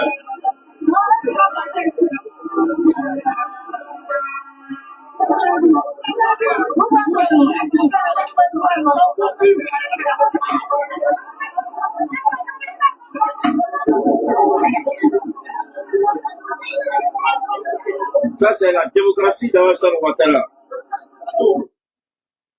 Ça, c'est Akoro. Ça, c'est Ouattara qui dit que la Côte d'Ivoire est pacifiée. C'est Gbagbo Laurent qui a accusé. Et vous allez entendre le président de cette commission, il va faire croire que tout s'est bien passé. Voilà la réalité. Mais que cela ne vous surprenne point. Et nous rendons toute la gloire à Allah parce que le président Laurent Gbagbo n'y était pas impliqué, ni Soro Guillaume. Tous ceux qui savaient que cette élection était une farce, qui ont pris le temps et le soin de se mettre en recul, ont voulu éviter ça. Je ne condamne pas Tchiboko Assali parce que s'il n'était pas allé à ces élections, peut-être qu'il y avait un autre piège plus grand, plus important. Maintenant, il sait qu'il est dans le viseur du RHDP. Il sait, il a dit lui-même, l'affaire de Koné, là, le soi-disant Koné qui volait les terres des Ivoiriens, là, qui n'a jamais été mis en prison, qui a volé la nationalité, qui n'a jamais été inquiété, avec la bénédiction de qui? De Télé Brahima et qui? Et Dominique Ouattara. Donc quand Assali a mis en nu les magouilles au niveau des vols, Kole Bakari, merci, quand on volait les gens, on leur volait leurs terres, leurs propriétés, les villages, les propriétaires terriens des villages, les chefs de village étaient dépossédés de leurs terres. Par qui? Par Kole Bakari. En complicité avec qui? Avec Télé Brahima, le voleur que son père adultérien veut transformer en président. Vous avez une idée de qui est Télé Brahima? Que prions Dieu que ce maudit, ce mécréant ne soit jamais président en Côte d'Ivoire. Lui, là, il est président en Côte d'Ivoire, je vous jure, au nom de Dieu, la Côte d'Ivoire va connaître sa première guerre. Et cette guerre sera catastrophique pour la Côte d'Ivoire. Vous avez entendu Emmanuel Macron? On ne forme pas les Africains. Vous avez entendu, et ça n'a même pas attiré l'attention des gens. Je remercie Dieu que c'est vraiment aujourd'hui. Il dit, non, sans nous, vous n'êtes rien. Alors, sans la France, qui est la Côte d'Ivoire? Que devient la Côte d'Ivoire? Ce n'est pas nous, c'est Macron qui l'a dit. Sans nous, vous n'êtes rien, vous n'avez rien. Donc, réfléchissons à ce que Emmanuel Macron a dit.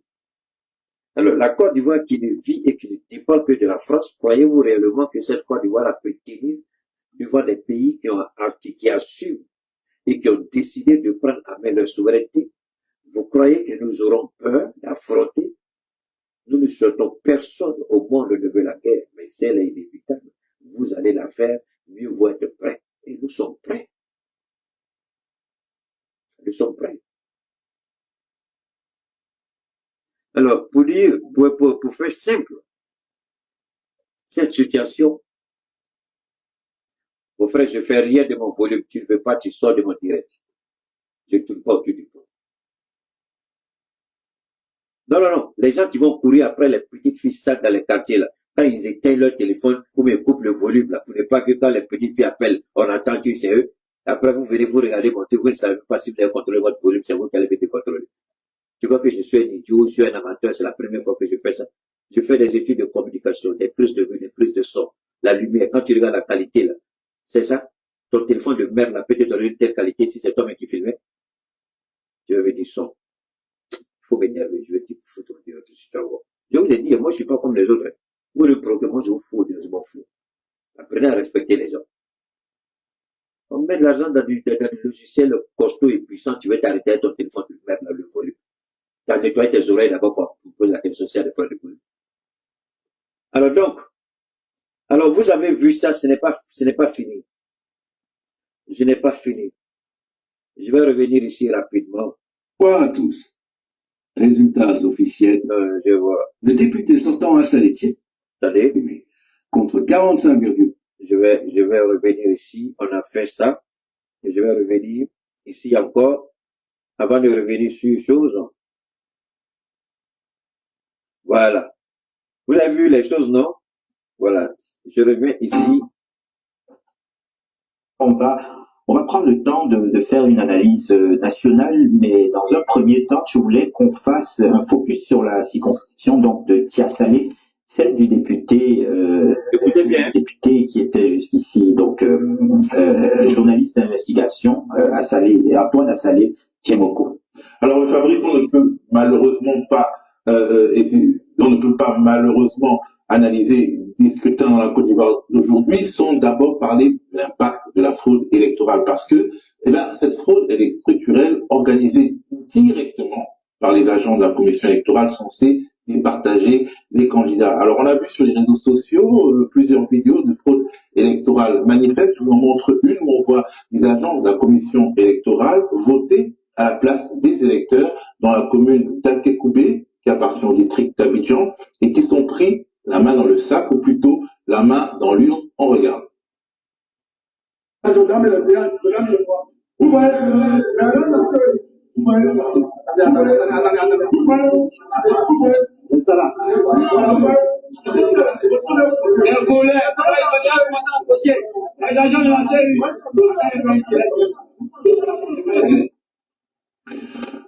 Alors, toujours pris par surprise, les agents de la commission électorale dans la commune de Marcory à Abidjan et qui se trouvent en possession de cartes d'électeurs de personnes qui n'ont pas voté, et indiquent à voter sur les bordereaux de vote, on imagine, pour se donner de la marge afin de frauder de manière crédible.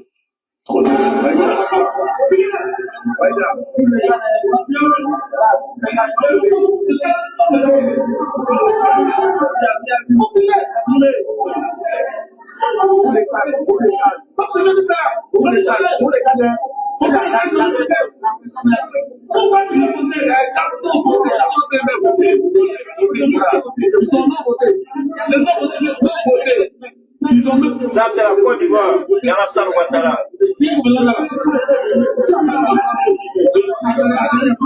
Alors, les bâtards de la DST Nyamogoté que vous êtes, idiots que vous êtes, adultérés que vous êtes, ça, c'est un travail pour vous. Quand des idiots comme Amadou Sylla vont avec leur gueule sale, un analphabète va vers vous, et vous pensez que Amadou Sylla est digne de foi, faites des enquêtes sur Amadou Sylla, DST. Cherchez à savoir d'où viennent les fraudes, la manière dont il a manipulé. Faites des audits au niveau des grands travaux pour savoir qui a Amadou Sylla, comment il décrochait le contrat en Côte d'Ivoire. Ça, c'est un travail que je vous donne. Quand un menteur comme ça va vers vous, il dit les musulmans, vous le voyez, c'est lui qui va à la Mecque, mais plus perfide que lui, vous allez en enfer. C'est bon. Alors, je vous ai dit, cette élection a montré l'esprit de Ouattara. L'esprit de Ouattara. Ouattara, je vous ai toujours dit, c'est un voleur. Et voilà les voleurs qui ont été pris la main dans le sang. Ouattara était un voleur et les voleurs ont été pris la main dans le sang. Dieu merci, le PPRC n'était pas dedans. Voilà la vérité. Voilà la vérité. Et c'est ça qu'on appelle l'élection. Ça, c'est pas une élection. Ça, c'est une mascarade. Ça, c'est une manipulation. Ça fait honte. La Côte d'Ivoire qu'on veut pointer du doigt comme étant une référence en termes de démocratie. Les gens confondent toujours cette notion, je ne sais pas trop pourquoi les gens s'acharnent à parler de démocratie à leur nom, mais c'est un choix qui, je respecte leur position. C'est honteux. Est-ce qu'on a besoin de faire ça? Je ne sais pas trop ce qui s'est passé en Guinée. On a vu le président Toubia Mamadi, je crois lui aussi. Il y a eu l'élection de 28. J'ai vu sa photo, lui et sa femme, ils sont allés voter. Je ne sais pas trop, est-ce qu'on a besoin de ça? Je me rappelle le président gabonais, on n'est pas d'accord avec lui. Hein. On peut le traiter d'esclave de salon. D'accord? Mais, au moins, il a donné l'ordre dans tous les bureaux de vote que tous les résultats soient filmés en direct et être proclamés sur Internet. S'il a perdu, il a perdu. Il a demandé que tout soit filmé. Et on peut tout dire de ce président. Je vous le concède. Mais les élections au Gabon, il a très bien organisé. Il ne faut pas en dire pourquoi c'est mauvais. Reconnaissons quand c'est bon que c'est bon. Le fait d'avoir permis que tout le monde ait accès à la salle avec son téléphone pour filmer et puis mettre sur les réseaux, pour moi, au moins, le gars, il a prouvé qu'il est bon. Maintenant, on peut discuter sur d'autres sujets. Mais ça, je respecte. Mais voilà la Côte d'Ivoire, Alassane Ouattara. Est-ce que c'est ça que nous voulons? C'est ce président qui dit qu'il va envoyer un bataillon pour combattre le Niger. C'est ce président qui invite les Américains à aller s'installer en Côte d'Ivoire. Parce qu'on peut aussi rétablir tout ce qui est lien entre la demande qu'il a faite quand Biden était au pouvoir, que les Américains viennent installer une base. Une base, c'est quoi pour les Américains? Une base, c'est la même base qu'ils avaient à Niamey. Une base de drones. Puisque le Tchad a refusé. Donc les Américains, ils étaient et au Niger et au Tchad pour suivre l'activité des terroristes dans le bassin du lac Tchad et puis aussi dans le Sahel. Je vous ai dit hier qu'à Memphis, il y avait une milice privée qui avait été recrutée par le Pentagone avec l'avancée des femmes. Ils ont fui pour laisser du matériel. Ils étaient là-bas pour espionner puisqu'ils avaient plein d'espions dans le nord. Donc, ils avaient besoin d'une base, ils ont besoin d'un endroit où leurs drones peuvent. Alors, quand le Nigeria vient vous dire que c'est nous à donner les informations et que les Américains cherchent à installer. Donc, c'est une manière, peut-être que Tinubu veut amener les Américains à lâcher Abidjan pour venir installer leur base. Mais quoi qu'il en soit, ne soyez pas surpris, c'est une façon pour les Américains d'opérer. Ça n'a rien à voir, comme on vous le dit tous les jours, ils préparent une attaque contre l'AES. Dans quel intérêt, je ne sais pas. Mais est-ce que c'est dans l'intérêt des Américains de venir déclencher une guerre qui savent pertinemment qu'ils vont la perdre? Ils ont tenté de faire cette guerre au Venezuela. Aujourd'hui, ils sont en train de tergiverser, on ne sait pas ce qu'ils vont décider, parce qu'ils ont pris tellement de temps que le Venezuela s'est renforcé avec ses partenaires, l'Iran, la Chine, la Russie. Le Venezuela tout aujourd'hui. Donc, ce qui fait que Maduro même prend le risque même de casser le blocus pour faire sortir ses bateaux, ses pétroliers pour aller distribuer leur pétrole. Il ne vend plus son pétrole, hein. Et si tu vois, donne-moi une seconde, s'il vous plaît. Donne-moi une seconde. Donne-moi une seconde. Permettez-moi, s'il vous plaît, rapidement. Je suis en train de chercher. Il y a un bâtard qui est là, que j'ai du mal à retrouver. Il y a un Yamogondi là qui est là. Je veux rapidement, donne-moi une seconde, je reviens. Yamogondi. Voilà, il y a des petits bâtards des capotes, les enfants des capotes au percé là. Ils viennent ici. Donne-moi une seconde, je suis en train de chercher quelqu'un. Tout compte fait, si je n'arrive pas à l'attraper maintenant, c'est pas grave. Dès que j'ai fini mon direct, il y a mon dé de pétrole, bien quoi, je vais te bloquer, bâtard que tu sais même pas de quoi tu parles. Alors, on continue. Alors donc, ce qui est important, moi je le répète, permettez-moi, on continue.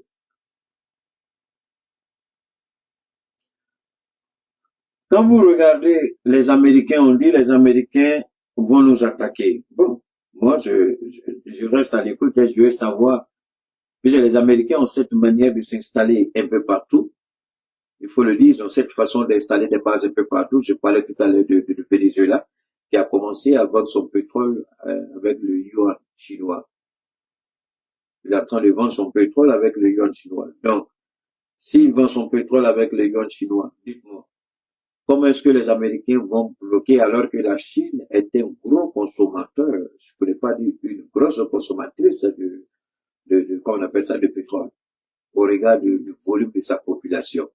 Donc déjà, si la Chine seule est votre, comme on appelle, client acheteur, moi je pense que votre journée est gagnée, vous n'avez rien à perdre. Et aujourd'hui, ils ont décidé de vendre le pétrole avec la Chine, mais plus en dollars, en yuan.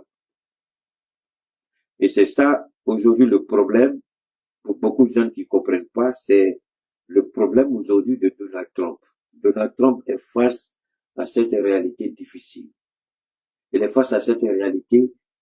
Il disait à l'époque, rappelez-vous très bien, qu'est-ce qu'il avait dit Donald Trump? Donald Trump avait dit que tous les pays qui vont décider de ne plus utiliser le dollar pour faire leur commerce, il va les sanctionner.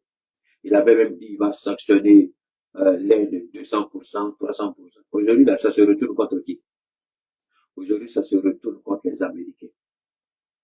Les aéroports sont vides, les hôtels sont vides. Les constructeurs d'automobiles ont tous les problèmes du monde pour pouvoir avoir la matière première pour faire. Beaucoup d'entreprises qui sont en train de faire, qui est en train de perdre, c'est lui. Est-ce que vous croyez que venir montrer au monde que tu es fort? Je vous ai dit, c'est un narratif qui est là, qu'ils ont créé depuis des années. Et c'est sur le narratif que les Américains surfaient. Et c'est sur ce narratif que les Américains étaient puissants.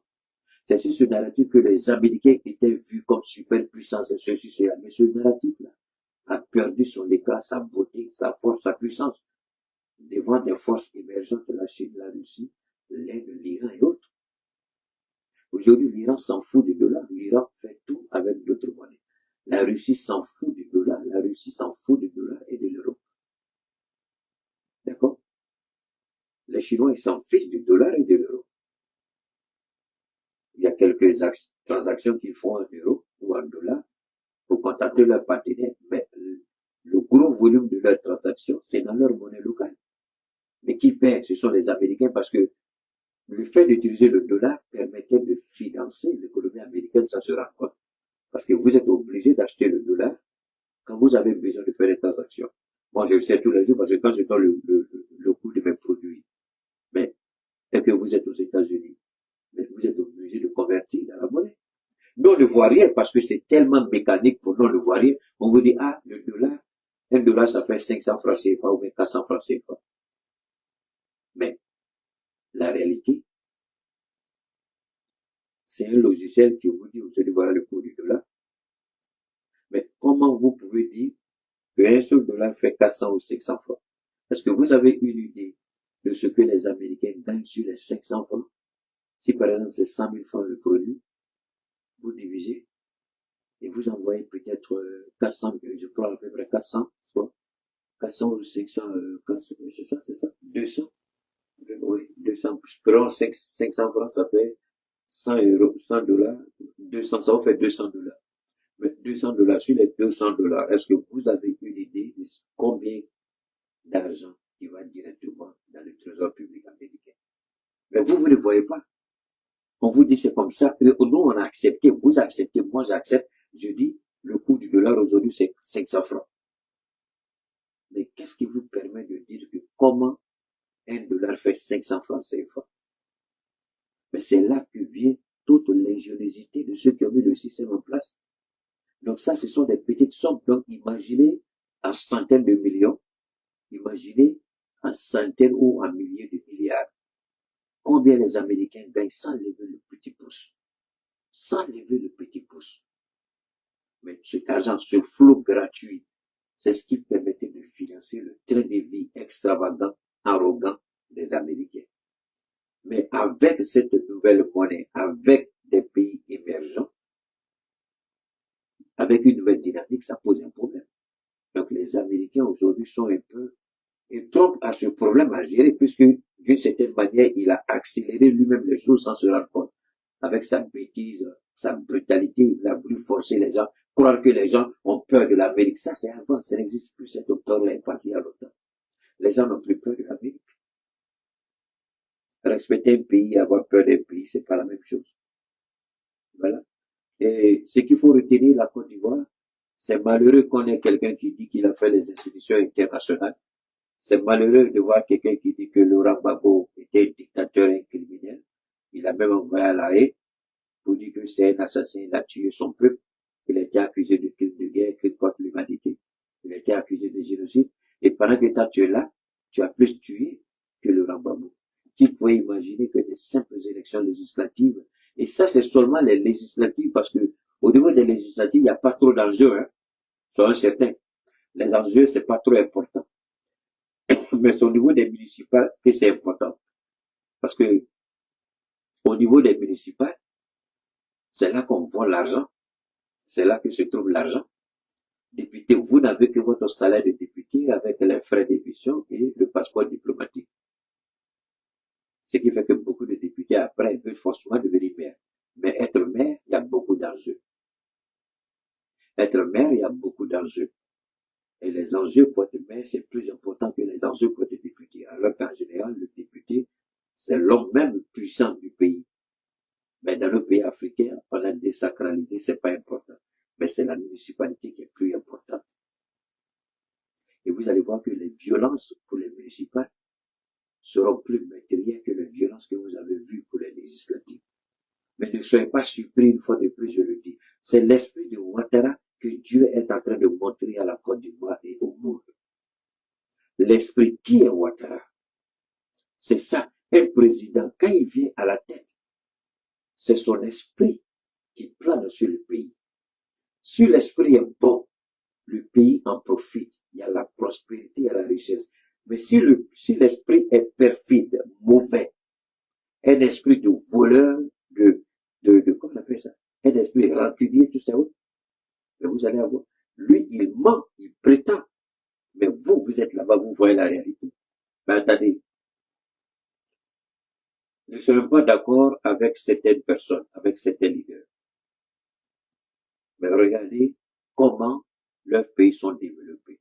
Parce que l'esprit qu'ils ont, c'est l'amour de leur pays. On peut leur reprocher beaucoup de choses comme à tout le monde. Vous n'avez qu'à regarder comment l'esprit du capitaine Ibrahim Traoré est rentré dans chaque cour au Burkina. Sans endetter le pays d'un centime, il est en train de mettre le Burkina à un niveau que même Ouattara, avec son diplôme de PhD, ne peut jamais le faire de sa vie de merde, de voleur et de criminel. Assimi n'a pas besoin de gros diplômes. Le général Tiani n'en a pas besoin. Ils savent, voilà ce dont a besoin le peuple. Mais il faut avoir un esprit disposé pour écouter la voix de ton peuple et donner à ton peuple ce que ton peuple veut. Voilà pourquoi Dieu dit, il faut avoir un cœur et un esprit disposé pour faire la volonté de Dieu. Ouattara n'a pas cet esprit disposé. Ouattara est un voleur. Ouattara est un criminel. Et c'est l'esprit maléfique et satanique de Ouattara qui plane en Côte d'Ivoire. Et c'est ça que vous voyez. C'est ce que nous avons vu depuis qu'il est venu au pouvoir. L'esprit de Bédié avait calmé l'esprit de Ouattara quand Bédié était vivant. Le temps d'une collaboration. dès la rupture et que c'est l'esprit de Ouattara qui a pris seul la Côte d'Ivoire, alors vous avez vu ce que la Côte d'Ivoire est en train de vivre depuis qu'il est seul aux commandes. Alors, le dernier élément que je vais vous montrer, avant qu'on se dise au revoir, c'est celui-ci.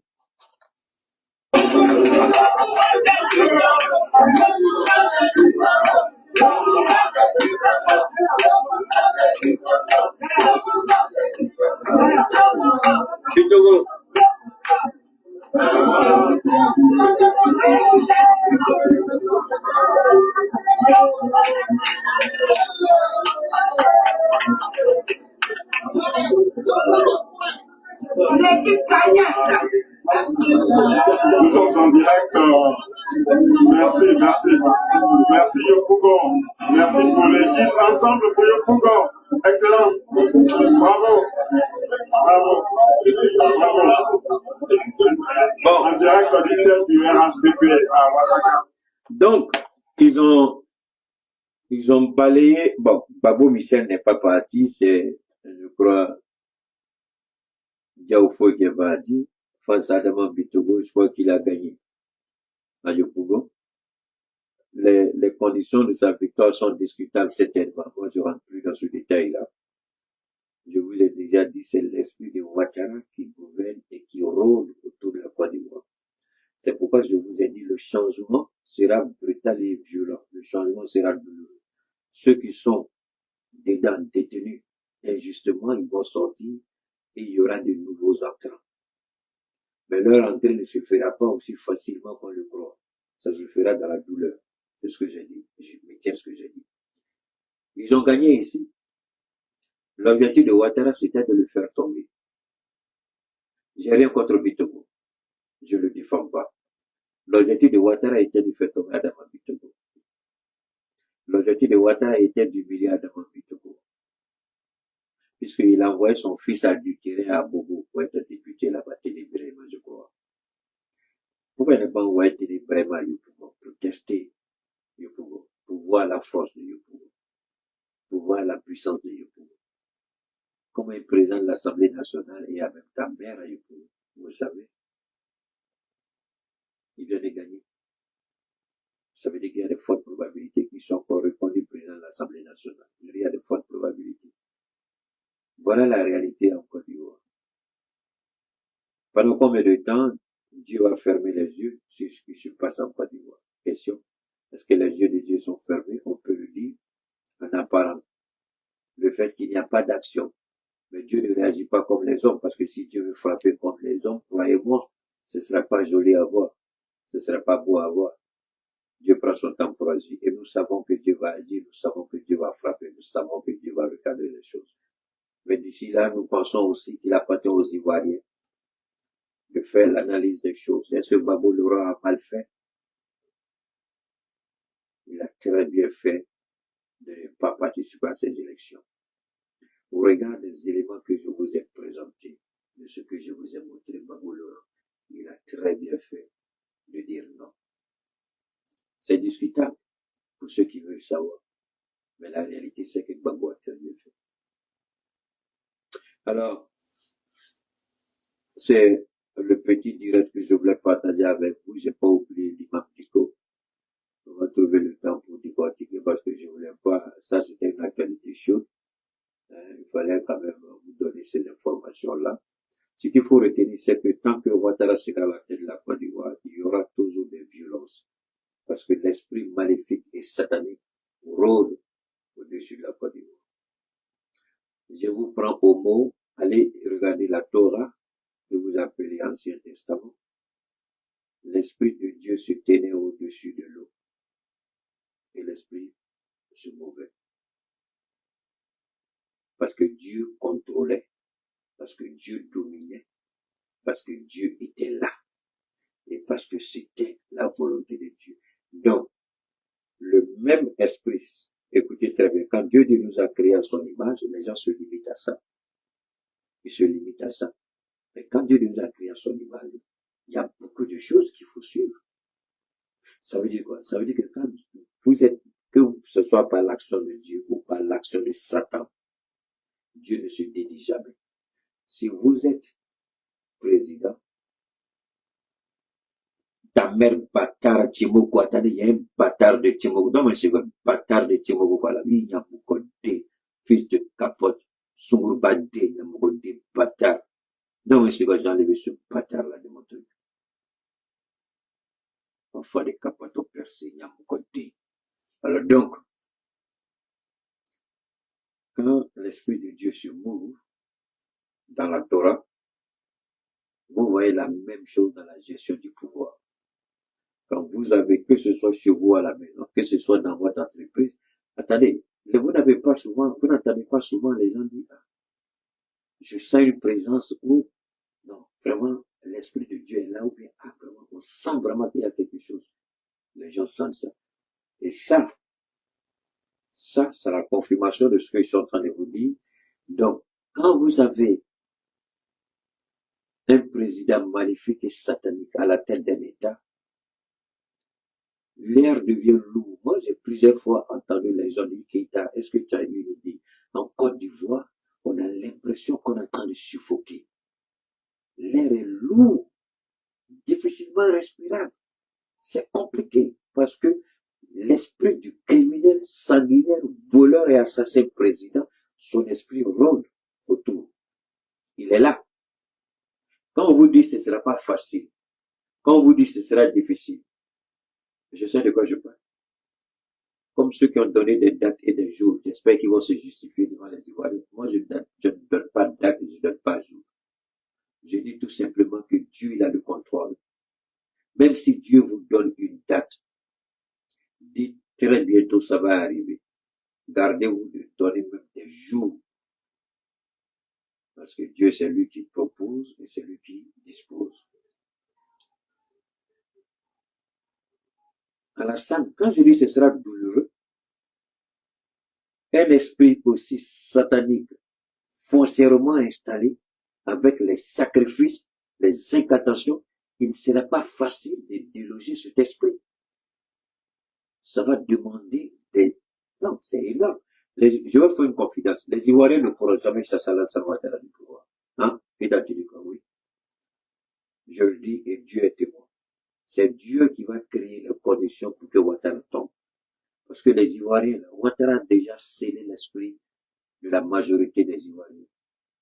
Ouattara a déjà scellé l'esprit de ces... Vous savez, il y a des maires là, dans vos communes là. Vous croyez qu'ils sont gentils avec vous. Il y a des choses que vous prenez avec eux. Vous ne savez pas que vous êtes en train de vendre votre esprit et votre âme pour le pouvoir de Ouattara. Il y a des maires là, en Côte d'Ivoire. Il y a des gens qui viennent et se font passer pour des gens de bonne action. Méfiez-vous de tout prendre avec eux. Ouattara est passé par tous les moyens possibles. Lui, il sait que il n'a pas grand temps à vivre. Ouattara le sait. Il sait très bien qu'il est sérieusement malade. Parce qu'il a forcé à tel point qu'il est devenu malade. Et devenir malade a rendu les choses beaucoup plus compliquées pour lui. Donc, il n'a pas d'autre choix. La seule façon de préserver ce qu'il a volé, les acquis, tout ça, c'est de mettre des brèves. Il ne fait pas confiance. Parce qu'il s'est dit, si d'avoir quelqu'un d'autre, la personne va vouloir tracer sa propre voie. Et en voulant tracer sa propre voie, lui, Ouattara risque d'être exposé d'une certaine manière. Et on risque de mettre la main sur beaucoup de choses. Donc, c'est l'arrivée de c'est ténébrement qui va causer plus de tort à Ouattara. Parce qu'il est en train de planifier, mais pour le moment, il ne trouve pas la solution. Je vous dis que je suis dans la tête de Ouattara. Ouattara a fait tellement... Ouattara, il a fait tout, mais il y a quelque chose qui a échappé à Ouattara. C'est là qu'on voit la puissance et la force de Dieu. Dieu vous laisse tout faire, croyant que vous avez le contrôle sur tout, vous maîtrisez, vous connaissez. Mais là, d'ailleurs, vous vous rendez compte qu'il y a un élément qui vous a échappé. Et c'est l'élément là que Ouattara est en train de regretter, rechercher. Et c'est par là que Dieu va le frapper et puis il va tomber. Quel élément ne me demandez pas? Ça, c'est Dieu qui sait, moi je ne sais pas. Je vous donne seulement l'inspiration qu'il me donne. Ouattara, c'est très bien. Pourquoi les bâtards là, quand ils ont commencé leur bêtise là, après ils ont réussi, ils sont rétractés pourquoi? Parce qu'on ne touche pas à un mouvement de Dieu. Quand vous commencez là, Dieu commence d'abord à vous mettre en conflit avec votre conscience. Si vous défiez votre conscience, alors préparez-vous ce que Dieu va vous faire. Vous croyez qu'ils n'ont pas tenté? Vous croyez qu'ils n'ont pas réfléchi? Si. Mais Dieu les met chaque fois en conflit avec eux-mêmes, dans leur tête. Tu l'attaques sur quelle base? Tu lui veux du mal sur quelle base? Qu'est-ce qu'il t'a fait? Tout que ça charge sur beaucoup que vous connaissez et beaucoup moins sur moi. Posez-vous toujours cette question. Parce que tout ce que je fais, je le lis à mon Dieu. S'il ne m'a pas dit de dire, je dis pas. Et si je le dis avec la plus grande confiance et je n'ai peur de rien. Parce que je sais qu'il agira. Et la faille que Ouattara sait, parce qu'il sait que je sais, cette faille-là, beaucoup de gens ne savent pas. Il est en train de lutter avec lui-même. Et son adultéré de fils, escroc, voleur, criminel, sanguinaire, terrible, mais il sait. Ce qui rend les choses plus compliquées que pour Ouattara. Mais au moment où il va croire qu'il a maîtrisé la situation, la décision qu'il va prendre, c'est la décision qui va le faire chuter. J'ai dit pour moi, j'ai terminé pour moi, accepter, refuser, peu importe, Dieu sait ce qu'il va faire. Voilà. Les Ivoiriens ne peuvent pas aller de Ouattara. C'est Dieu qui va le dégager. Et Dieu sait, la faille est déjà là. Moi, je peux vous dire que ça ne reste même pas encore grand temps. Je vous ai dit très bientôt, les prisonniers seront libres. Il y aura un remplacement, un chamboulement. Mais le changement sera douloureux. C'est dans le même esprit que je dis.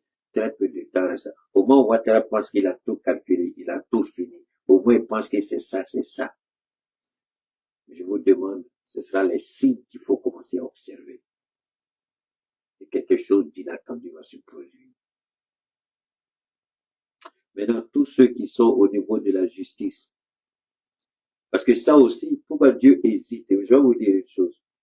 Parce que la plupart de ceux qui sont dans les juridictions en Côte d'Ivoire, ceux qui sont à la tête des départements au niveau de la sécurité, gendarmerie, police, forces armées, justice, ceux qui sont à la tête de certains départements. Dieu n'a pas encore, moi, on m'a dit que Dieu a choisi, mais le seul qui sera capable de faire ce nettoyage-là, il n'est pas en Côte d'Ivoire. Le candidat n'est pas en Côte d'Ivoire. Parce que Dieu a besoin d'un nettoyage systématique. Tous les juges véreux, Dieu veut les voir être jugés pour tous les mauvais jugements qu'ils ont faits. Tous les commissaires de police, coupables de quoi que ce soit, Dieu veut les voir arrêter et être jugés.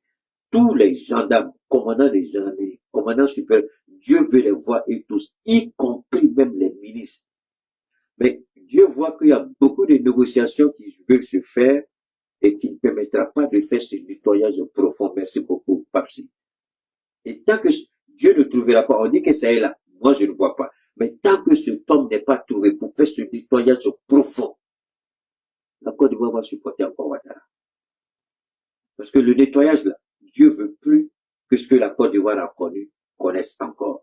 Donc le nettoyage va donner leçon à toutes les personnes qui voudront faire la même chose. Parce que si vous venez, vous gardez les mêmes magistrats, les mêmes voleurs, les mêmes criminels, les mêmes assassins, qu'est-ce que vous avez changé? Même si c'est les écoles, même si c'est les élèves à l'école de la gendarmerie, prenez le major de la promotion, nommez-le commandant de la gendarmerie. Voilà ce que ça dit. C'est comme si Dieu veut que la Côte d'Ivoire parte sur une nouvelle base. Ça dit que tous les commandants véreux, voleurs qui sont là, peu importe, même s'ils sont 200 commandants de la gendarmerie, tous béguins, ceux qui ont commis des crimes, qui répondent là. Maintenant, vous allez à l'école de la gendarmerie, et puis vous prenez. Maintenant, les petits qui vont venir, ils voient ce qui est en train de se passer. Jusqu'à leur mort, ils vont pas s'amuser à faire des bêtises. La justice, là, allez-y prendre des élèves qui sont à l'école de droit, à l'université. Tous les juges corrompus, là, vous les chassez tous, vous mettez les étudiants là-bas. Pendant qu'ils sont là-bas, ils se forment. Quand ils vont voir ce qui va se passer là, ils vont jamais, la Côte d'Ivoire sera un pays propre et renouvelé. Tant qu'ils ne feront pas ça, Dieu ne fera pas ce mal-là. Moi, je m'en fous de ce que vous professeurs, prophètes, vous disiez. Moi, je ne rentre pas dans ce jeu. Je dis ce que je ressens. Ça s'arrête là.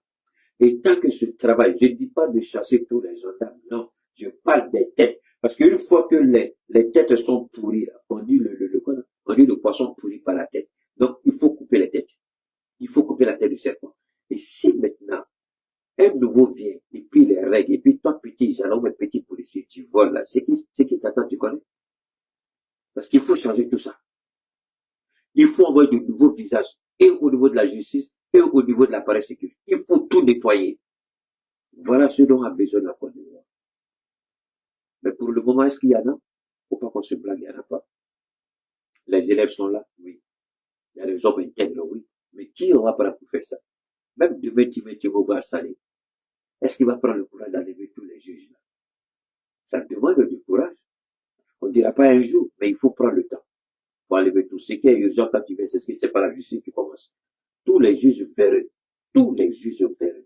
Et puis vous faites des outils, les audits, le salaire qu'il gagne, et puis comment il vit. Il a volé, il va payer. Donc vous saisissez la maison pour m'abattre. C'est tout.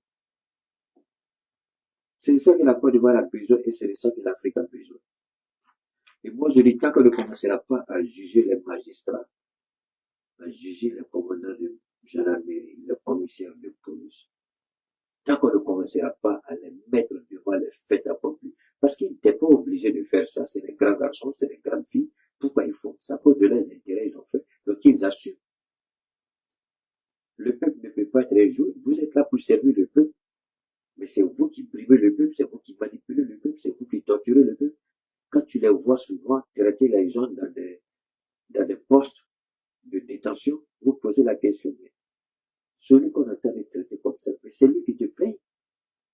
Le même blanc qui vous a dit, il faut faire comme ça là, quand vous allez chez eux, il y a un minimum d'en dire, oh, l'homme noir, c'est pas comme ça. Non.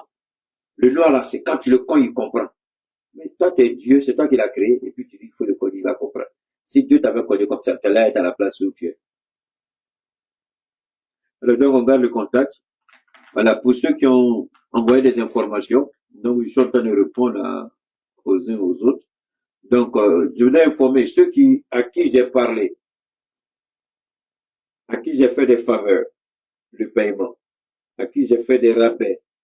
Après le 31, les rabais ne seront plus acceptables. Voilà. Après le 31, même si c'est des rabais que j'ai fait, je vais vous envoyer des messages tout à l'heure. Tout ceci, les paiements ne sont pas faits avant le 31, je suis désolé. À partir de janvier, on revient à la tarification normale. Il n'y aura plus de rabais. Peut-être ce sera en février ou mars, je vais décider de faire de rabais. D'accord? Voilà. Donc, dans le courant de la journée, si Dieu le veut, quand on va revenir, on va relancer encore le message sur nos différents produits. D'accord? Merci infiniment, on va le contacter à très bientôt. Je répète, ceux à qui j'ai fait des rabais, parce qu'il y en a où j'ai fait 50% de rabais, il y en a où j'ai fait 70% de rabais, il y en a où j'ai fait 80% de rabais. Si les paiements ne sont pas confirmés avant le 31, et si c'est fini, c'est annulé, il n'y aura plus de rabais. Tout sera